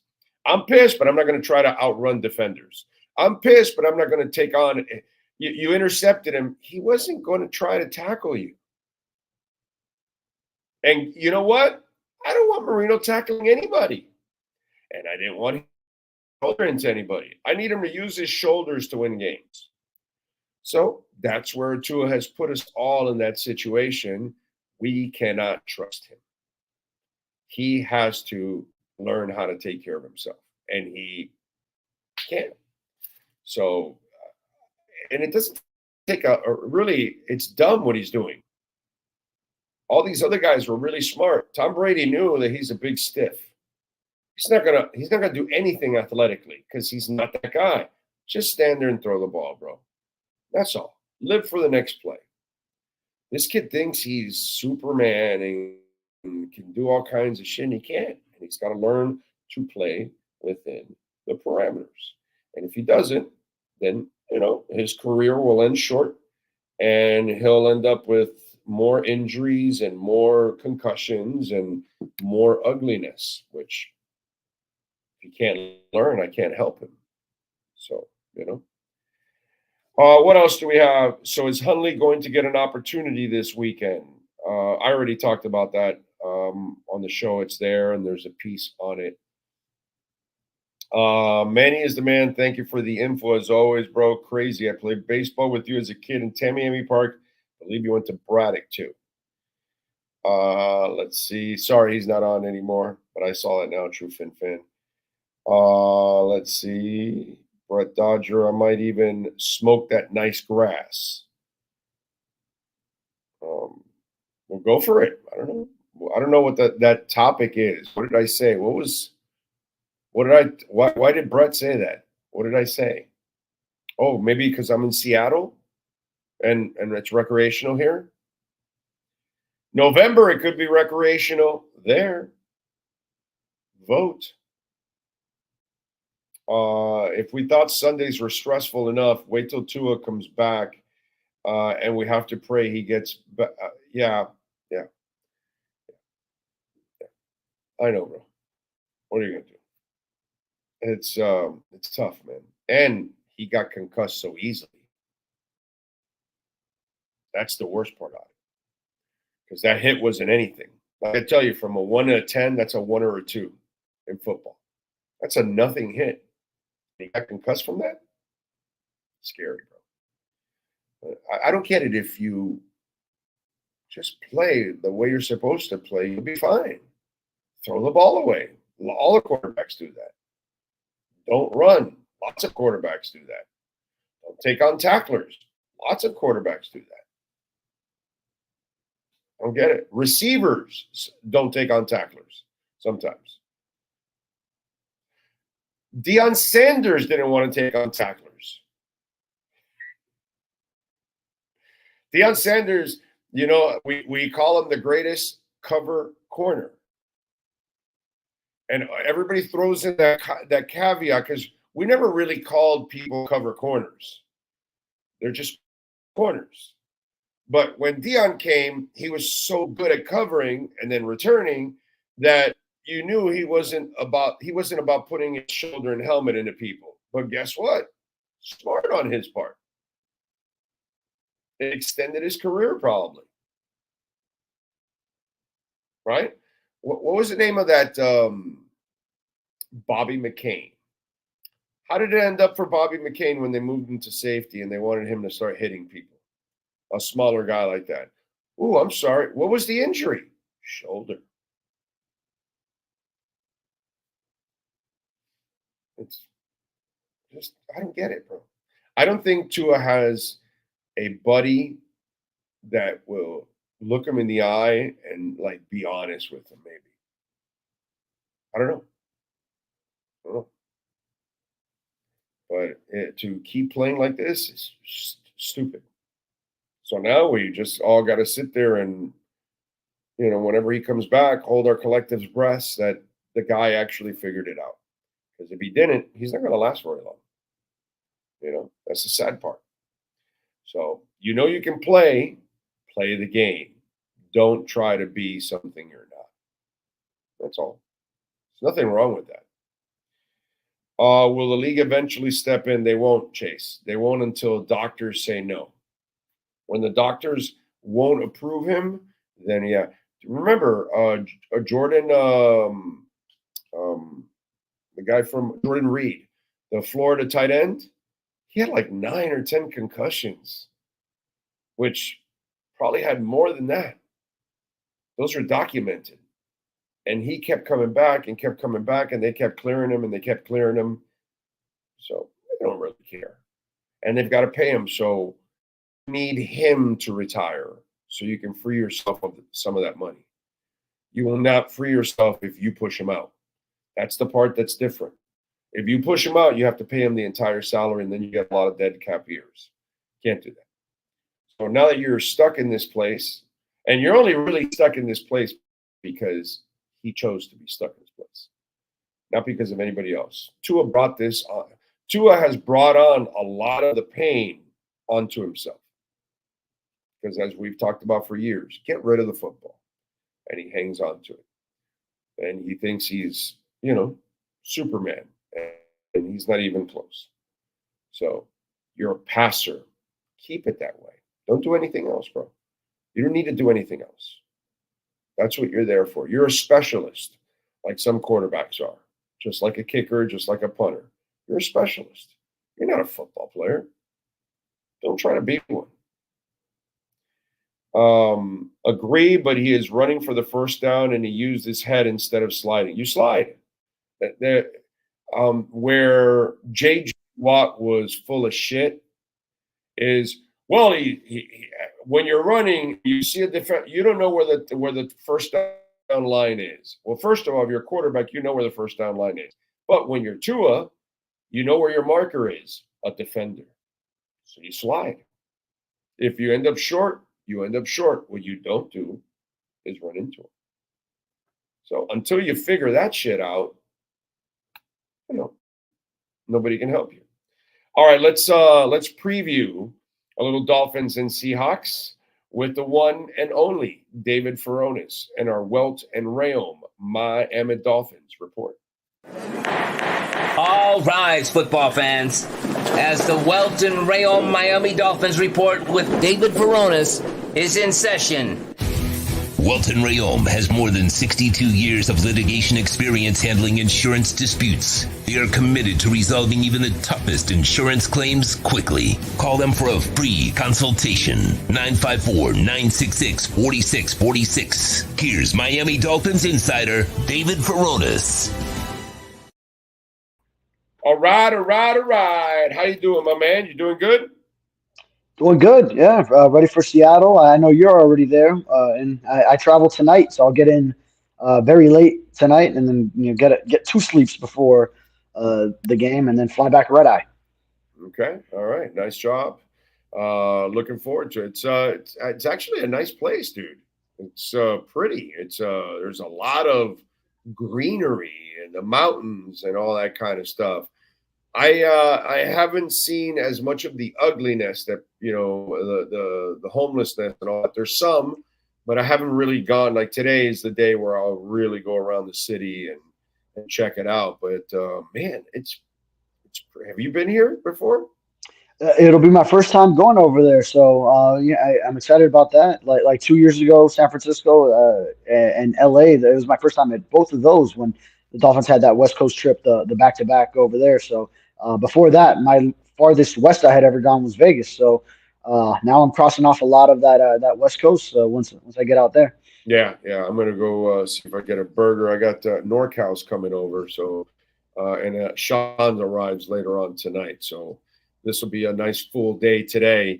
I thought it was interesting that Mike McDaniel says I don't coach quarterbacks to run into defenders, and the part that we're all wondering is Will Tua learn that, dude? Will Tua finally get it and figure out that he is not a football player? He's a passer, just like Montana and Marino and lots of those quarterbacks. Those guys weren't running. They weren't taking on tacklers. And that's the part that I'm dying to hear from him, that, brother, when are you going to end this? You know what I'm saying? Because that's been the detriment to your career. You don't know who you are. You don't understand the parameters you've got to play in. Yeah. If not from this one, then when? So I think Tua definitely needs to learn from this instance. And I think it was something that, for the most part, he knew, because even when we would ask him this training camp, OTAs, everything else, whenever he would speak to us, I know it was a little bit fewer times than normally, because he was dealing with that whole contract issue, and he wasn't too thrilled to go up and talk about it all the time. So we heard from him less. But I do recall once or twice at least hearing from him that he's using, because another big thing for his offseason was the how he slimmed down, and how he will be more mobile, but he was only going to use it in order to extend plays, to remain a passer, not necessarily to be some kind of dual threat quarterback, something that he's not. So I feel like for the most part he understood it. I think this was just a case of heat of battle in the moment. He wants to make a play on fourth down, not really certain where he is on the field, because he doesn't usually scramble for first down. So he's usually throwing to the yard to gain than running for it. So maybe he was a little bit out of his element in that regard, not knowing exactly where he was. But and also, if he slides, now maybe he starts to slide if he's being extremely cautious a little bit too early. So I could see from that perspective how he wants some. It does. I know. At the end of the day, you don't want this, what just happened, but exactly. So many different ways. He could have dove to the ground too, and been much safer. His place where he has to stop is whatever defender's there, bro. Whatever defender's there, you slide right in front of him, and that's it. You don't take him on, bro. And if you get the first, you get the first. And if you don't, we're all going to understand, because nobody wants to see you put shoulders into people. No. Do you think Marino chased anybody that was intercepting him? Really? Do you think so? No. Because Marino wasn't going to go tackle you. And I don't want him tackling you, because then Marino's going to get injured, because that's not who he is. Did Tom Brady go out and chase people after they got intercepted? No, he was too freaking slow anyways, just like Marino. So what are you going to do? What you're supposed to do, man. And it's just, I wonder if there's anybody that gets in his face. That's what I wonder. Does he have a close friend? Is his dad a psycho like he is? Because clearly the kid's a psycho. I love the people that question Tua's toughness. Like, really, dude? Like, how many things do you need to see? He's so tough that he's a knucklehead.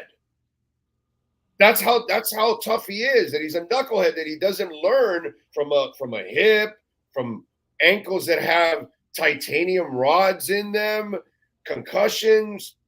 Dude doesn't learn. It's really crazy.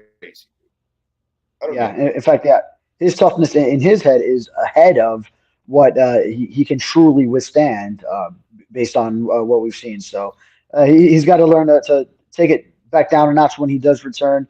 Now, I also do wonder, because all of us seeing the result of the play, we say, just slide. Now, but there would be so many people, I bet, that if he starts to slide after 3 yards, and then they call him back at where the slide begins, and it's on 4th and 4, he ends up just gaining 3 yards because of where he started to slide. I bet you there would be people saying, you really couldn't just go forward for the first down without the results, without the foresight of what does end up happening.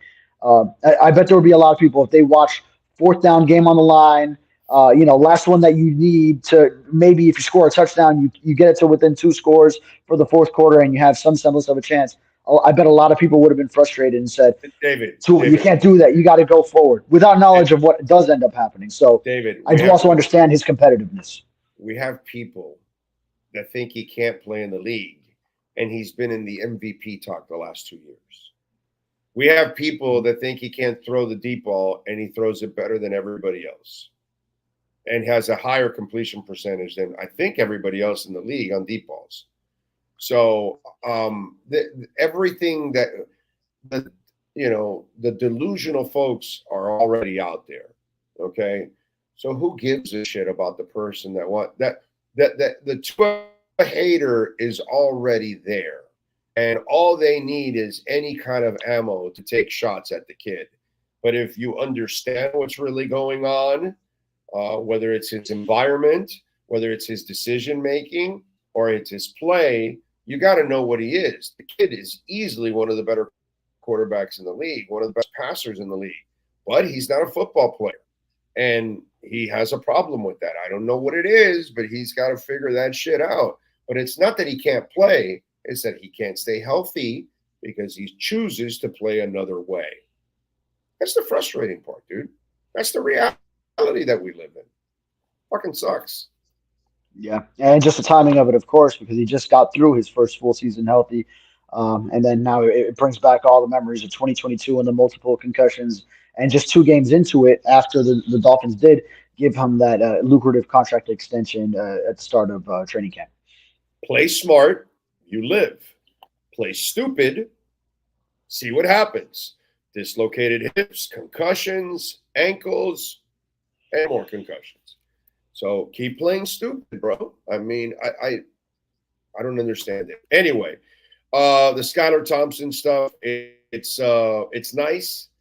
I need to see it to believe it, unfortunately, because, Mike McDaniel can talk it up all he wants, but Skylar has been in the system now going into his 3rd year. He came off the bench last game, and he didn't look good. And I hate to tell you that if you're a backup quarterback that knows the system, is comfortable, and knows the players, the second you come in a situation like that, you have the advantage because the team has not prepared for you. And you didn't take advantage of that. You didn't look good. So I don't know what he's going to do this week. We'll see. I'm not expecting much, to be quite honest. What are you expecting? Because I don't really have a lot of hope for Skylar. And, well, no, go ahead. Just answer that, because I'll give you the follow-up after.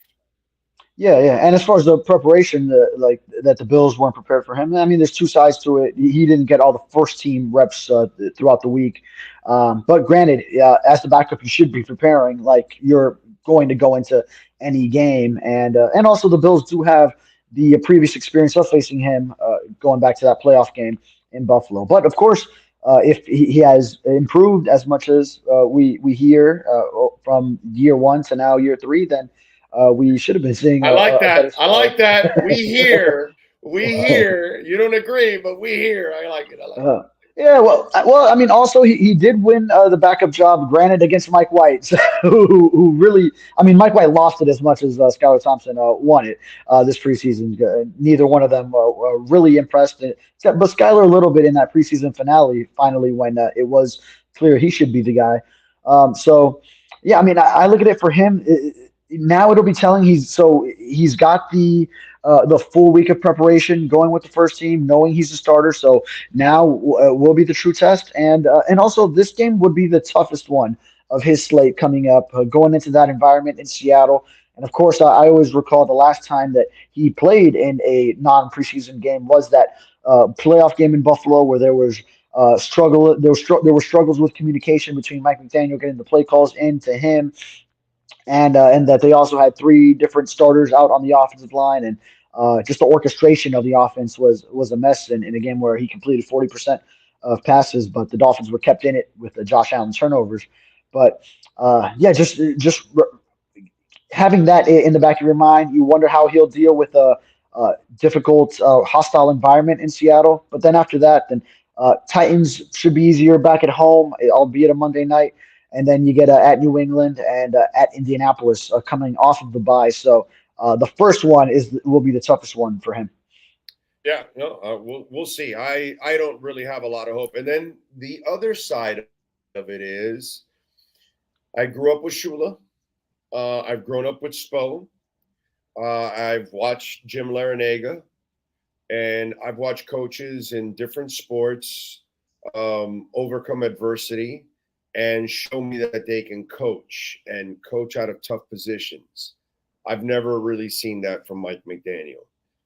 That's my other problem with all of this. I don't think Mike McDaniel with Tua is a very good game day coach. In fact, he put Tua in a terrible position in that game by using Grant Dubose and using Robbie Chosen is good enough to be used in a very important game in very important moments, but he's not good enough to be on the practice squad. Think about that extreme. If you told me Robbie Chosen was active for the Buffalo game, but he was the 5th receiver and didn't play, okay, and then you released him, okay, you kind of used him as an insurance policy just to get – no. You put him in the game. A coach made a terrible decision by putting his ass in a game and counting on him, and clearly by cutting him, he didn't run the right route. Clearly he didn't run the right route, okay? So it was like, yeah, enough of this guy.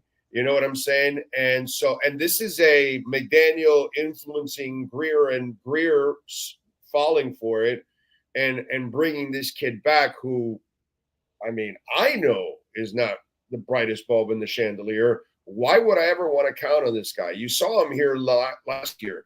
He doesn't run the right routes. He can't block. He's a soft receiver, can't catch in traffic, not a tough receiver. He's just a finesse fly route 9. That's it, a 9 route.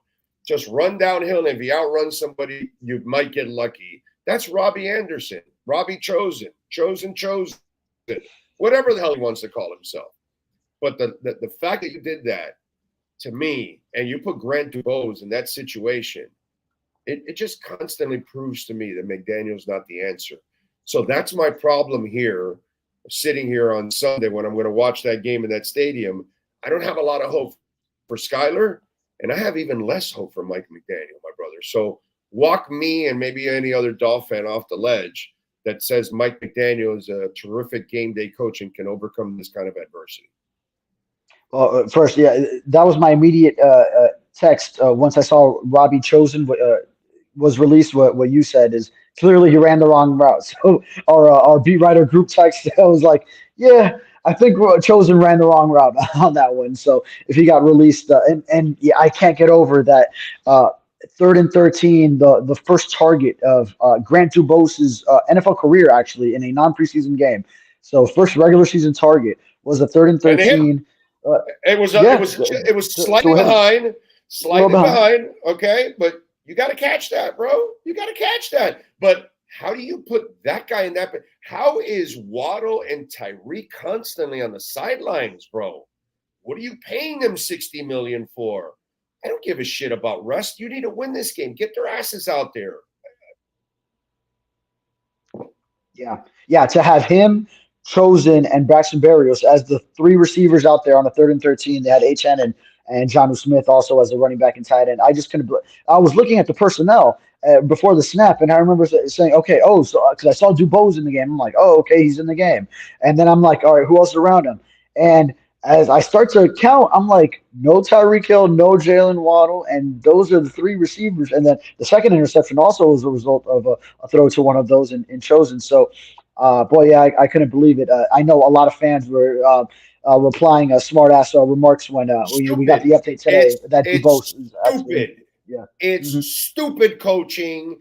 It's you think you're the smartest guy in the room, and that's all it is, dude. It's stupid coaching, bro. I just don't understand how you would do that in a game you desperately need. Brother, I watched Tata play the hell out of Messi.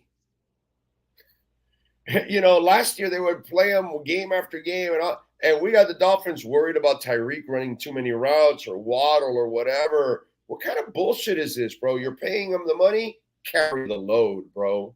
That's it. I don't get it. Especially on a 3rd and 13, where you're throwing. And I saw that personnel, and I wondered actually if they would just hand the ball off and they were conceding on that 3rd and long, like saying, "Oh, okay, well, we'll just be happy to punt." And then I saw no, they're all running downfield routes, and Tua is throwing a pass, intended to pick up the first down, and he gets it to DeBose, albeit a little behind, but results in the interception. So, I mean, I'm with you. That's why I asked that question to McDaniel after that game. because I couldn't believe that personnel was out there. And he did say they were trying to get Jalen Waddle in the game, but also it comes back to getting the play calls in because he mentioned that they were running short on time too, so they had to just keep the personnel that they had sent out. So I think there was probably some He didn't tell you miscommunication. He didn't tell you the truth. He thought it was first down.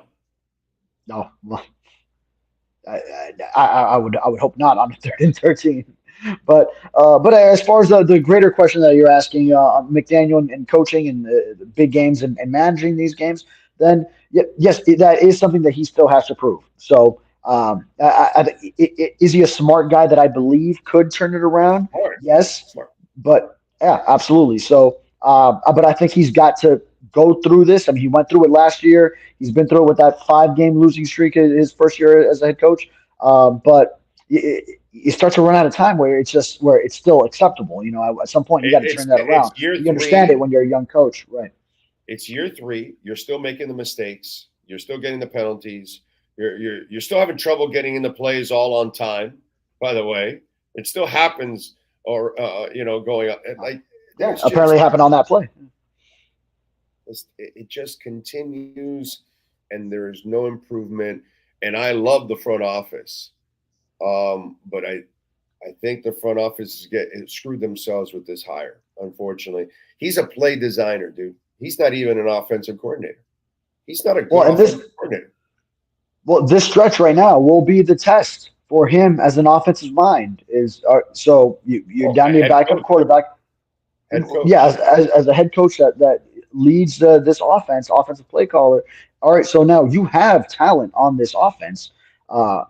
Make something happen. Put Tyreek and Jalen Waddle in the right positions. Put Achane, who has been put in tremendous positions as well and has produced these first 2 games. Granted, with a lot of workload on him that maybe you don't want to see that much of a workload, especially another week where you might not have Raheem Mostert. But get these playmakers the ball and get Skylar Thompson prepared to be that similar point guard that Tua can be, especially 3 years in the same system with the same head coach, same offensive coordinator, same quarterbacks coach. So winning this backup job, not pursuing another backup, then for all intents and purposes, this guy should be ready to come into this moment. Yeah, we'll see. So Armstead's back. He'll play with the brace on the shoulder. Then Mostert is out, and it looked like Malik Washington, he's progressing, but hasn't made enough progress. It just seems like, I know he left it open, but it just seems like he didn't trust him enough to really play him. So I'm not expecting Malik this week either. Yeah, it seems like he would be very limited if he does. So at that point, do you really run him out there as far as your first NFL game and being in that environment? Maybe not. You might need that help at wide receiver, and he might not need to play that many snaps going in as a third receiver in some slot positions, and a guy who can make some play. Had a great camp in preseason. I would be excited to see it, but they'll know best probably. It seems like it's going toward a game time decision that will find him to be questionable today. What's going to happen? What's your prediction? My prediction, I'm sticking with what I posted in the Sun Sentinel. It's Seahawks 24, Dolphins 19 is the score that I have. Yeah. I'm unfortunately, I'm not expecting a win. I hope so. I hope McDaniel starts to prove me wrong and can start, working some real magic here. And by the way, for Skylar, he'll never get this opportunity again in his life. He's been in the same offense going into the 3rd year. He knows a lot of these players, and he's going to get an opportunity to start for a whole month. This is his opportunity to send a message to the NFL, I'm a starter, or this is an opportunity for him to send a message to the NFL and to the Dolphins, I am a legit number 2, or the, door number 3. Yeah, we've wasted enough time. He's not the guy. We need to move on, and we're cutting him at the end. Right, and in that door 3 scenario, possibly Tyler Huntley comes from behind and takes the job from him while Tua is in this IR window. So I would definitely see it as, all right, even if he has a rough game in Seattle, you want to give him the home start week 4 Monday night. But if then he's still struggling, then and Tyler Huntley has picked up the offense well, then maybe you do make the move for Huntley. You don't think so? No, I don't think Tyler Huntley can play in this offense. I think Tyler Huntley was brought in to be a wildcat. And so I think he's going to packages. Yes, packages. That's what he can't play in this offense. He doesn't have he can't throw that way. He doesn't have timing. He doesn't have accuracy for that kind of stuff. He's one of those athletic guys. So what they're going to do is, I think it's his show this week, Skylar. But if he struggles, then there'll be packages implemented next week, starting with Snoop. Or maybe they have one for this week as desperation if they need something in the red zone for a touchdown. And if Skylar's struggling, then they'll use kind of a thing where he'll roll to one way or the other, and he'll have half the field to pick. Either he runs or he has a high-low. That's kind of what they'll do. The stuff like that is what they'll do. Yeah. Snoop Huntley can't play in this offense. So he was brought here to be more of a wildcat because they looked around and said, well, we really don't have anybody. So let's just have Skylar, and then he can be the wildcat guy so we can kind of mix and match. That's just me.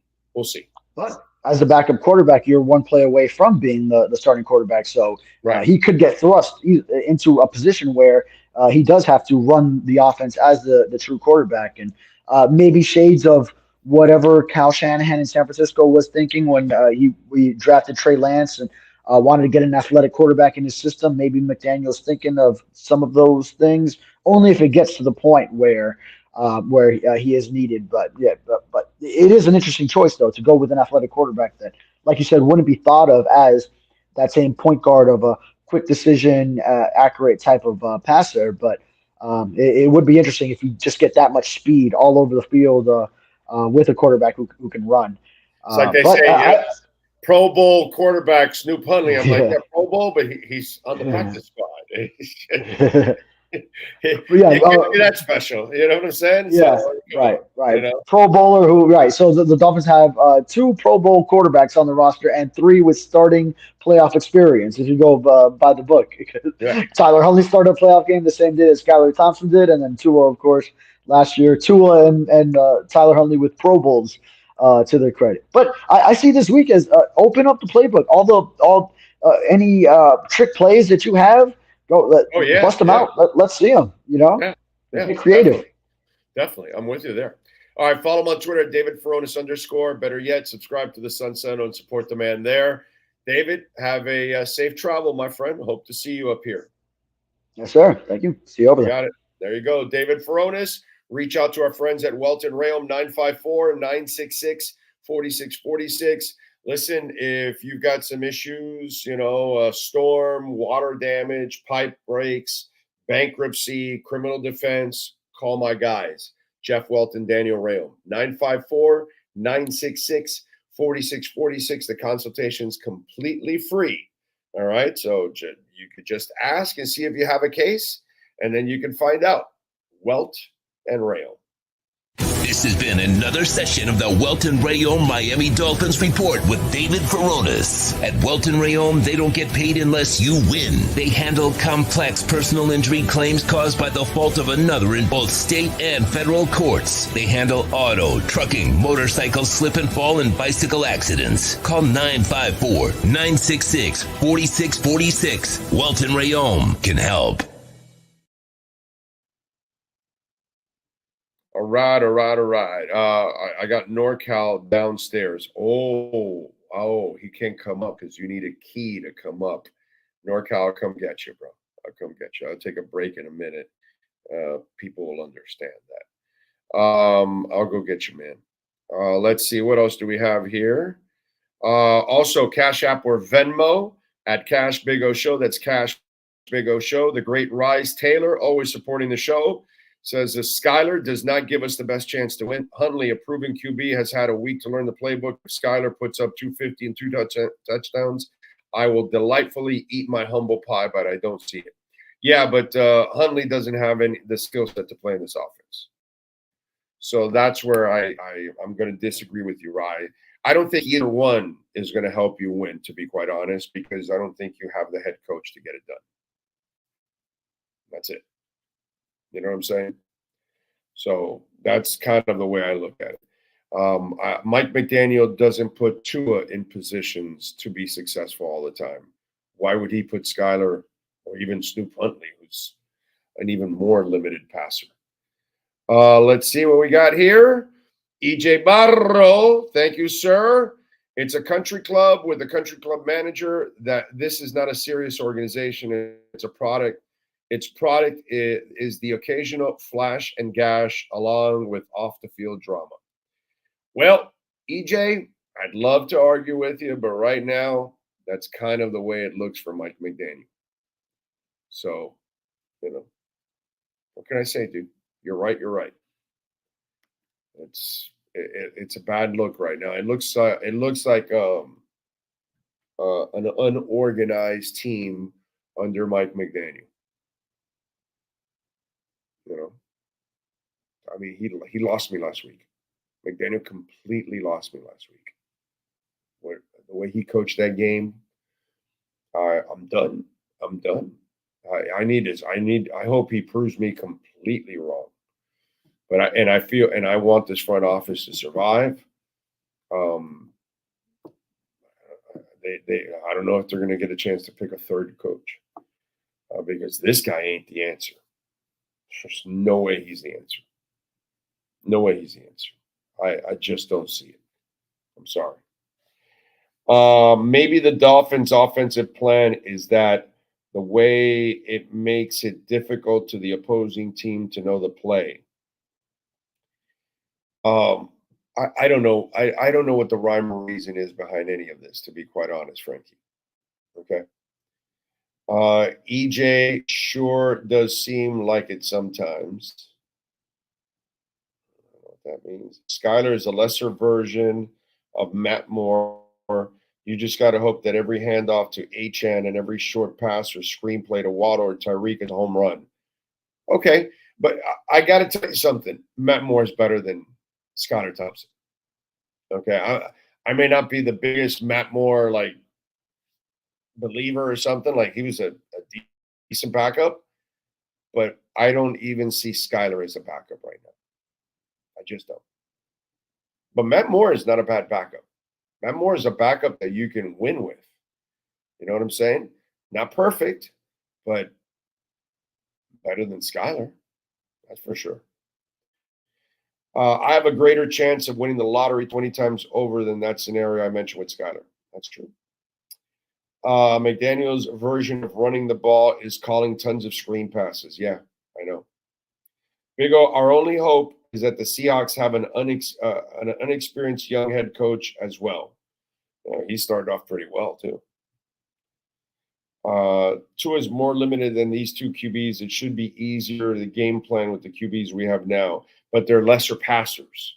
So that's the problem with them. So it's bad. It's bad. If McDaniel's not the answer, then Greer is not the answer either, right?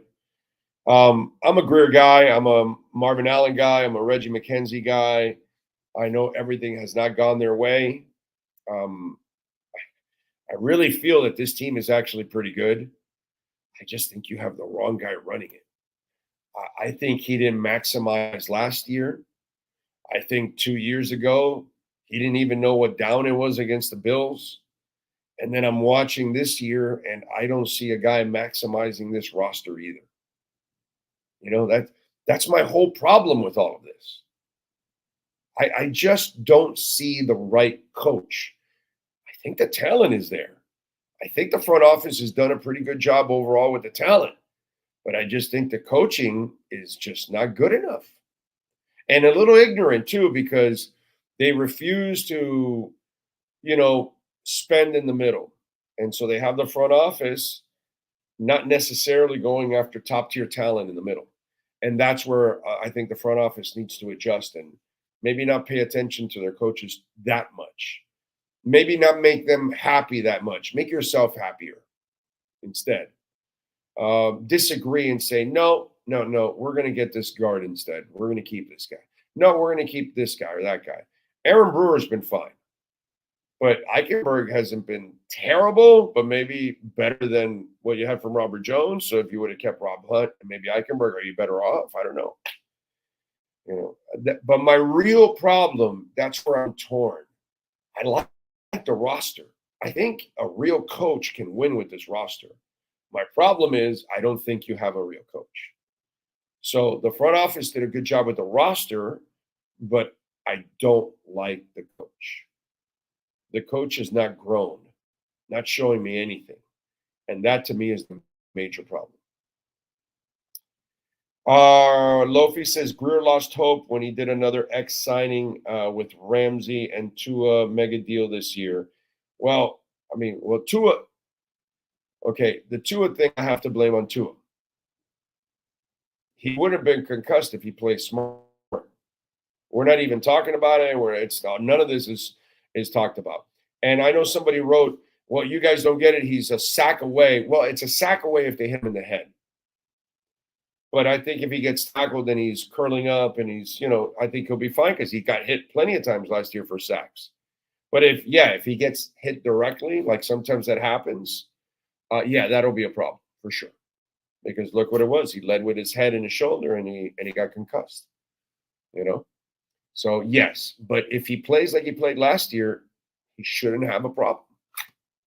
He will be as susceptible to a concussion as a lot of other guys. But if he wants to play the other way, he's screwed. He's screwed. Tony Zag says, happy Friday. What do you think of trading? That's just stupid shit that people talk about, Tony. Nothing that's real, and it's just go to the beginning of the show. Obviously, you weren't listening to the beginning of the show. Actually, it wasn't the beginning of the show. It was right before Manny Navarro came on. I already addressed that silly-ass shit. If this front office does not get another chance at picking another head coach, I can really see Mike Vrabel here. And if there's a sweep of the office, Bill Belichick should not be an option here. His time has come and gone. Vrabel, I will not argue with you guys. I love Vrabel. I was shocked that Tennessee fired him. There has to be a better option at left guard than Rob Jones, but blame the coaching staff. They're the ones that keep believing in him and putting him out there. Big O, I sent you an IG DM for the Houston Dolphins fan club, FYI. Enjoy Seattle, brother. Okay, I'll check it out, my man. Thank you. Our roster is crap. We have no O-line. Tehran doesn't even count because he can't stay healthy. Yeah, but Lamb filled in nicely for him last year. And you drafted Patrick Paul. So, yes, you've gotten by without the left tackle. Last year, left tackle was not the problem. Lamb played well. And eventually you have his replacement. So that's really not an issue. Even if Tehran got injured, Kendall Lamb, you didn't lose games at all because of Kendall Lamb last year. Not one time. So that's not accurate.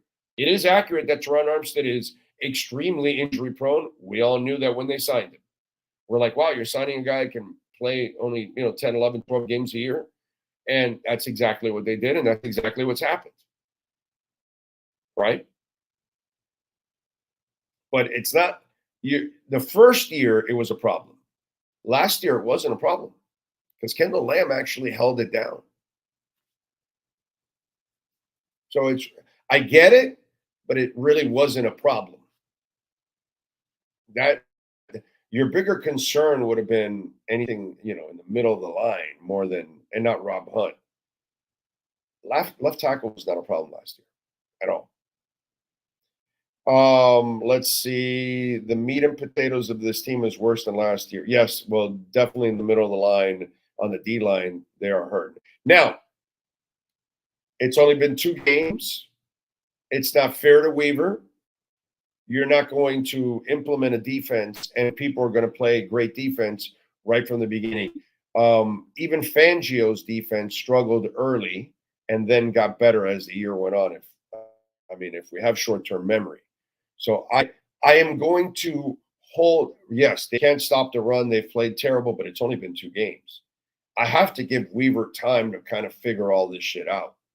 That's a little off by media and fans to be picking on Weaver right away.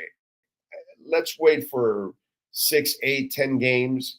And then if it's all the same, then we know the talent's not there and it's just a huge drop off and it's a problem. But if it gets better as the season goes on, like it did with Fangio, then maybe it's better talent than what we're saying. Now, on the O-line, the injuries will definitely hurt you. Flores did more damage than we actually thought. Let's not forget Minkah Fitzpatrick, the best safety in the league, got traded. Yeah. Yes. But they overcame that with Holland. So Holland's a hell of a player. I'm not worried about that. He just had the 2 knee injuries last year, the weird-ass injury. Book smart is different from street smarts. Also, it has nothing to do with the ability to call plays. Yeah, I agree. Let's get to our 3A Graphics sports calendar and the great Alan Blanco. If your company, your corporation, your school, you need custom printing and embroidery, call my guy, Alan Blanco, 786-618-1443. That's 786-618-1443, 3A Graphics. Jets beat the Pats last night, 24-3. Rodgers, 27 of 35, 281, 2 touchdowns, no interceptions. The Pats are definitely led by Jabroni on the sidelines, not just a Jabroni at head coach. Saturday at 2 o'clock, Inter Miami will visit New York City FC. We'll see if they can bounce back from the 2-2 tie against Atlanta. Man, that second goal by Atlanta, that was un golazo. Saturday at 7 o'clock, UM visits South Florida, and UM is favored by 16.5 points, the over and under 65. Sunday, right here in Seattle where I'm at, Miami taking on Seattle. Seattle's favored by 4.5. This thing opened on Monday at 6.5, and it's gone down, and it stayed at 4.5 the last 2 days. Over and under is 41.5. Joel Embiid has signed a 3-year contract extension, max deal worth $192 million, and Shohei Ohtani becomes the first Major League Baseball player ever to be in the 50-50 club, 50 home runs and 50 stolen bases. He had a 10 RBI, 3 home runs, 2 stolen base performance last night against our beloved Marlins in a 20-4 win by the Dodgers. And that is your 3A Graphics sports calendar. All right. I just can't believe that everyone only has praise for McDaniel before and has led this team to 2 playoff appearances and technically has been the best coach in Shula. You guys are giving up. Frankie, you listen all the time. Was I praising McDaniel last year? Did I not call him a bad game day coach? I want to say he's winning. I want to say the players win in spite of McDaniel. I want to say McDaniel is, this team has won a lot of 8, 9, and 10 win seasons with different coaches, bad ones. And they even won 10 with Flo, right? Or 9 or something like that. I think the front office, that's what I'm saying. I think they do a good job with the personnel. I think it's the coaching is your problem. And that's, you got to the playoffs, but you might have had a chance to win the first year if your coach knew what down it was. And then that led into season 2, which the guy can't win a challenge. It's terrible. He can't stick to the run when it's working. It's just weird. So and he has a chance to make the playoffs 3 years in a row, which is fantastic. But I'm starting to think it's more about the talent than the coach. That's where I'm kind of getting at. They're winning in spite of him, not because of him. You win because of Spo. I don't think you win because of Mike McDaniel. I think they have won in spite of Mike McDaniel. That's kind of the way I look at it. And so that's why I kind of like the talent, but I think the coaching needs to improve drastically. Big O question. Could there be a little risk when he returns with the defensive players in the NFL that he has to face? Bro, there's a risk because he doesn't know how to play. That's why. Okay? That's why there's a risk. All right, give me 2 minutes. I'm going to go get NorCal downstairs, and then I'm going to come back up and I'll get into a couple more things here on the program. Of course, the great Sean Stanley, driving it. Back with more right here on the Big O Radio Show, live from CIO.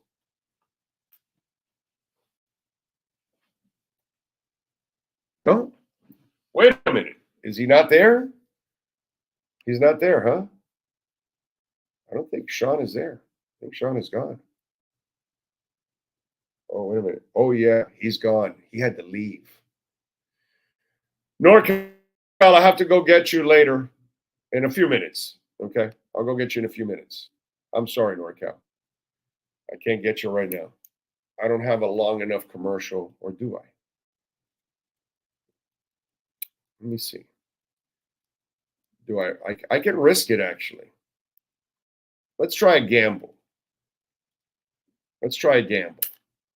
No, I won't make it. It's 90 seconds. I won't make it, unfortunately. NorCal, I'll go get you in a few minutes when I finish the show, brother. I'm sorry. I know he's downstairs watching. He says he was watching, so I don't know if he's chatted or anything like that.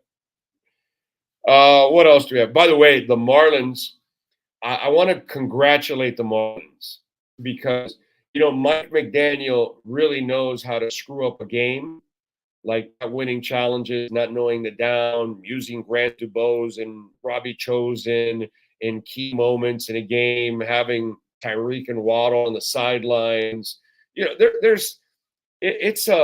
It's an endless list of stupidity that Mike McDaniel commits on game day, right?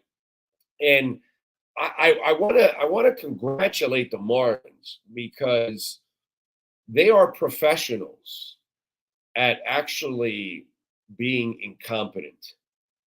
And I know that the manager chose to pitch to Ohtani yesterday, but I've got to congratulate the Marlins because they become a note where Ohtani has a 10 RBI game. He becomes the first 50-50 player against you, which is awesome. And that's what you are. You're a punchline. And for a organization to strive to be so pathetic and achieve it, it's impressive, dude. I mean, Bruce Sherman, he'll never beat Jeffrey Loria because Jeffrey Loria is a special type of scumbag. Bruce Sherman's just completely incompetent and poor as an owner. And this is why, this is a team that strives to trade away all their good players. They never sign a core. And yesterday, Skip Schumacher, you're not kidding me, buddy. Okay? If you were actually a future manager of this team and you cared about the organization, all of that, you would have walked his ass a couple times. Because as a competitor, you don't want it to happen against you. But you know that these mofos upstairs, they don't give a shit about winning. In fact, they don't give a shit about winning so much that they allowed you to get your way out of this organization. At the end of the year, you'll be a free agent and you will have a job next year. Somebody will hire you as a manager because you're a good manager. But yesterday you said, nah, I'm not pitching to this guy. We're going to leave our sorry ass pitch to him so he can take advantage, embarrass the Marlins, achieve his record, and make sure we prove how pathetic this organization is, because it's certainly not my fault, because we all know it's not Skip Schumacher's fault. And the Dodgers are 91-62 after yesterday. The Marlins are 56-97. And by the way, as I told you, they would lose 100 games at the beginning of the year. And there you are. They'll be losing 100 games. Nice job by Bruce Sherman. And they ruin it also. This is how pathetic the fucking Marlins are. And this is why they shouldn't exist. This is why you shouldn't buy a ticket. You shouldn't ever go. 15,548 went. That's how much baseball is disliked. That's how much the apathy has set in. That people don't give a shit about baseball. That one of the greatest moments in the history of the game just happened. and the park wasn't sold out. Because if you gave a shit about the Marlins and people cared about their Marlins and you created a baseball culture, the stadium would have been packed because people would have cared about the Marlins, they would have cared about the sport, and they would have cared about the moment. You have, I mean, Bruce Sherman, congratulations, dude. You have scared away fans to the point that they don't even give a shit about going to see history. This is the greatest player that has ever played baseball. I don't know anybody else that does this. And next year he'll get back to pitching and doing all this and pitching. Like this is stupid. The things that this guy does. This is the best player ever, maybe. You know, right? When we start talking about Willie Mays and Ken Griffey Jr. and all those kind of guys, he's right there with those guys. Right there. And Bruce Sherman and the Marlins have created such disdain, such hate, such apathy, such just, I don't even want to be around your franchise, that stadium should have been absolutely sold out, packed. There should have been a couple thousand people outside trying to get in. There should have been a whole bunch of people waiting to see if they can catch one outside of the window of the damn stadium or something. I mean, it should have been insanity, pandemonium here in town. And thanks to the Marlins and the crappy ass atmosphere that they've created, 15,548 in attendance. That's pathetic, dude. That's pathetic. Okay? Marlins, you're pathetic, dude. God's child, thank you for the love and the super chat. Don't forget, please, hit the hell out of the like button, man. God's child says, what has happened to fill that stadium up, Big O? Fill what stadium up? What are we talking about? I don't know. Are we talking about, like, baseball? It shouldn't. You shouldn't fill that. Not their stadium. NorCal says, I gave up on MLB 3 years ago. F the A's too. Well, but you have the A's, right? Yeah. Yeah. I would give up on baseball too with the A's. I haven't spent a penny or seen a Marlins game in over 3 years. You know that I stopped watching. Stop watching. I don't even watch. Yesterday I was busy. I didn't watch the Jets game. I didn't watch the Marlins game. I would have had to go to a bar or something to go find it. But I didn't watch it. I'm on the road, and I went to a great concert yesterday. I had to rest and everything. I had things to do yesterday. Just wasn't worth it. But baseball, I don't watch the Marlins anymore. That's it. I haven't watched the pitch anymore. Stopped. After the last trades, I'm like, yeah, I'm done. I'm never watching that team again. I'm not following anything. I really don't care. You notice that I don't talk about them, but in this moment, I had to talk about them because it's the only way you can talk about them in an insulting manner, because that's what they are. They're an insult. And that owner is pathetic. Peter Finfan, bad coaching is going for its fourth and 8 from your own 40. It's bad using players that have no business in the league. It's about not being able to adjust. Exactly. I like the roster. I think it's a pretty good roster. I think if you had a better coach, I think you'd do better. That's just me, dude. You know? When are we going to start treating the Dolphins like the Marlins? The Dolphins try, dude. What are you talking about, Jamesville? What are you talking about? They sign their players. They sign free agents. They sign cores. They have to get it right, but they're trying. I don't mind if you're trying. By the way, the Panthers were trying too for the last 7-8 years. They made the playoffs 6 straight years, and they're falling short, and they got over the hump. But they were trying. I didn't give up on those Panthers. And then, yeah, so the Dolphins are trying. You don't support when they're not trying. You know? When you don't sign any players and you don't care about it winning, that's what you don't support. But as a fan, if your team is spending millions, you support it. They're trying. it's maybe they don't hire the right person, they don't draft the right person, they don't put whatever right person in place for this or that, or whatever it is. Injuries, things can sidestep you, okay. But if it's from a lack of trying, that's when I have a problem as a fan. I have a problem with the Marlins. I don't have a problem with anybody else. Everyone else gives a shit about winning. And you think that the Moss brothers weren't trying to win with Higuain and all that shit at the beginning, and it was a disaster? Dude, they had the wrong GM, and they had the wrong personnel, but it wasn't like they weren't trying. People would tell me, oh, and this, that. And everyone that told me, I go, the Moss family will win. These people they're crazed about winning. Okay, they hadn't had the right combination, but they'll figure it out. And eventually they figured it out. I knew they would because they keep trying.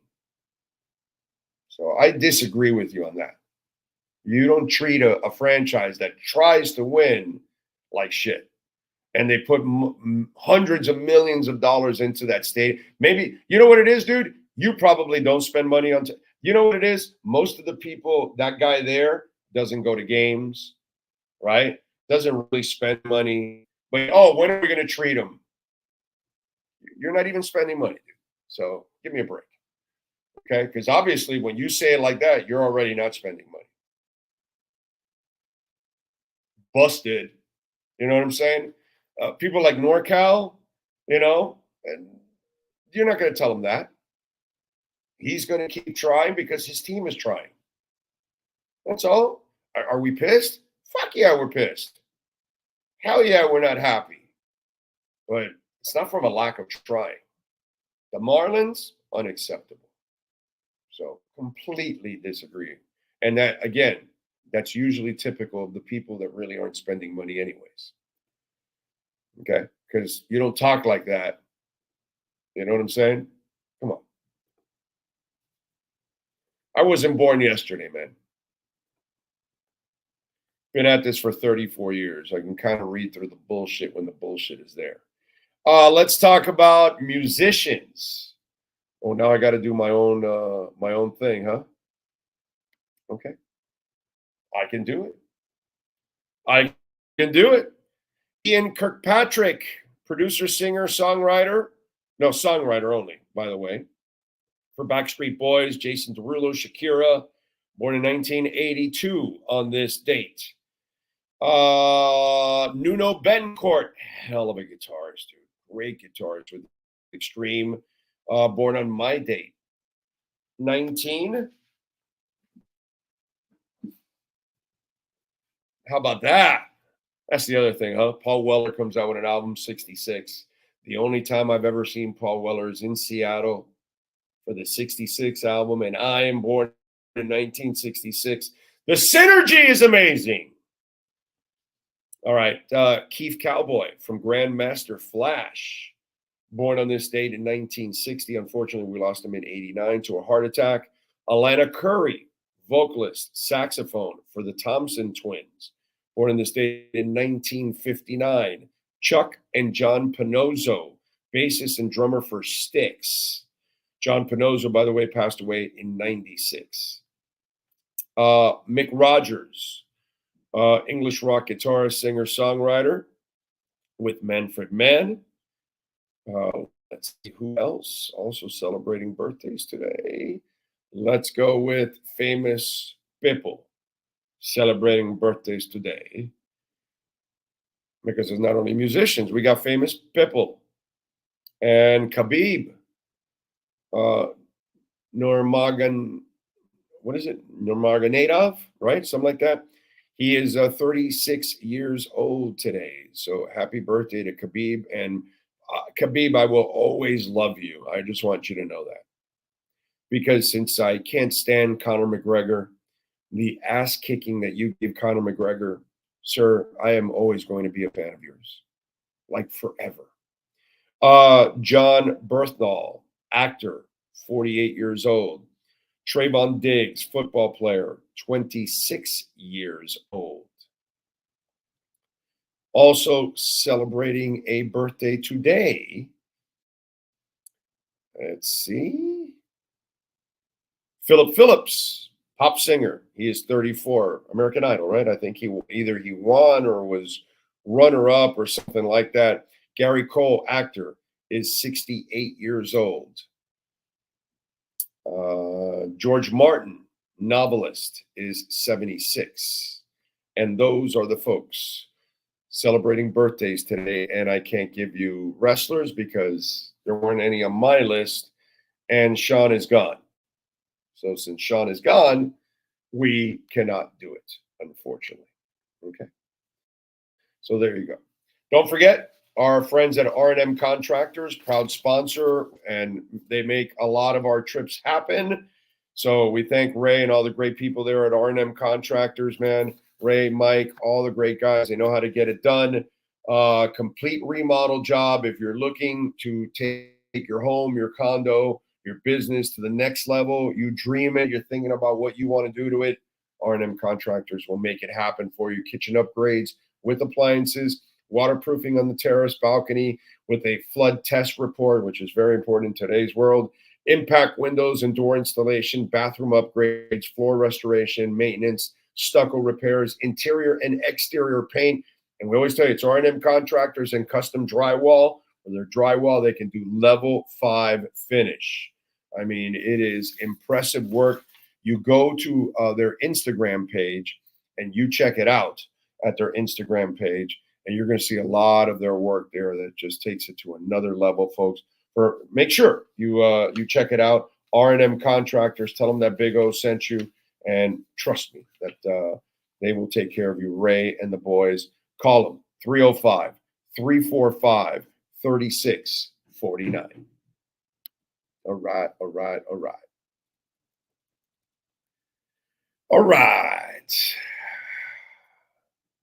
Oh, by the way, don't forget, we're going to be at the Cove. Let me give you this one better. We'll be there tomorrow afternoon at the Cove. Okay. Let's give you a little music history now. What happened today in music history? Oh, and I got one more music note that's not interesting, but maybe something you might be rooting for. Music history today. All right, let's do it. In 1968, Led Zeppelin started recording their self-titled debut album at London's Olympic Studios. It only took 36 hours of studio time. In 73, singer Jim Croce was killed in a plane crash in Louisiana. He was only 30 years old. In 76, AC/DC released their third album, Dirty Deeds and the Dunder Cheap. Ow! In 1980, Queen started a 5-week run at the top of the album charts with The Game, the band's only #1 record in America. It's amazing, right? In 75, David Bowie had the first #1 song in America with Fame. In 86, Huey Lewis and the News, Stuck With You, started a 2-week run at the top of the singles charts. And in 91, Nirvana kicked off a 6-week U.S. tour in support of their second album, Nevermind. And that is what happened today in music history.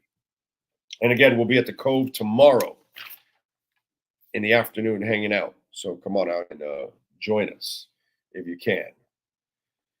Oh, what else do we have here? The smile on my face when Khabib kicked McGregor's ass is still on my face. Yes, talk about pure garbage of a human being. I'm with you. Dude. And something about him.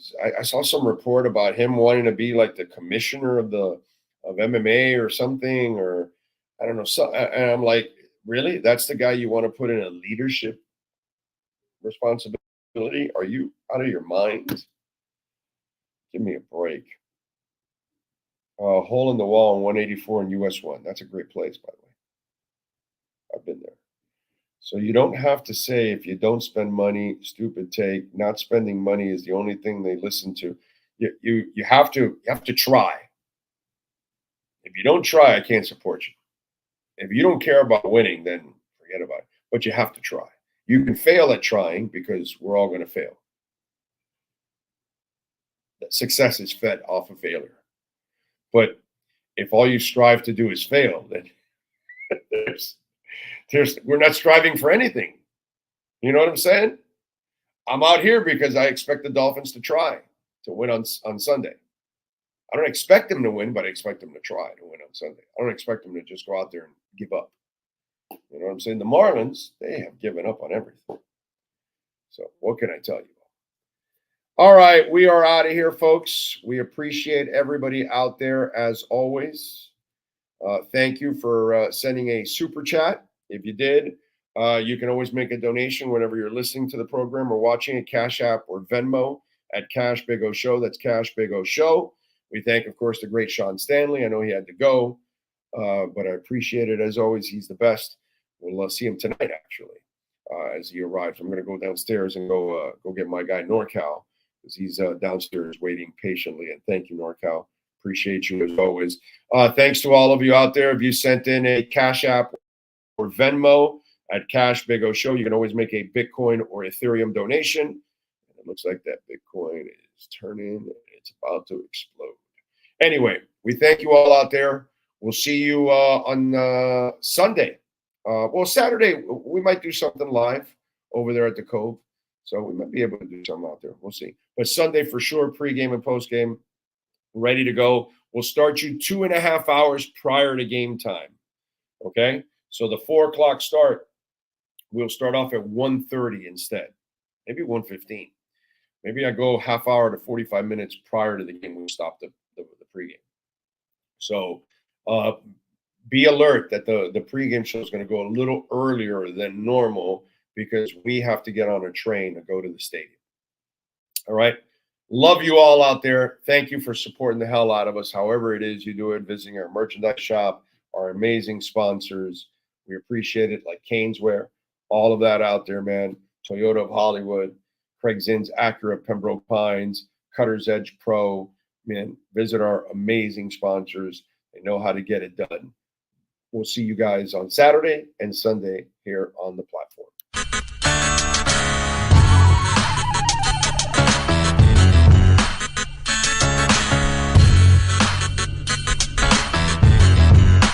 This is the Big O Show. This is the Big O Show. This is the Big O Show.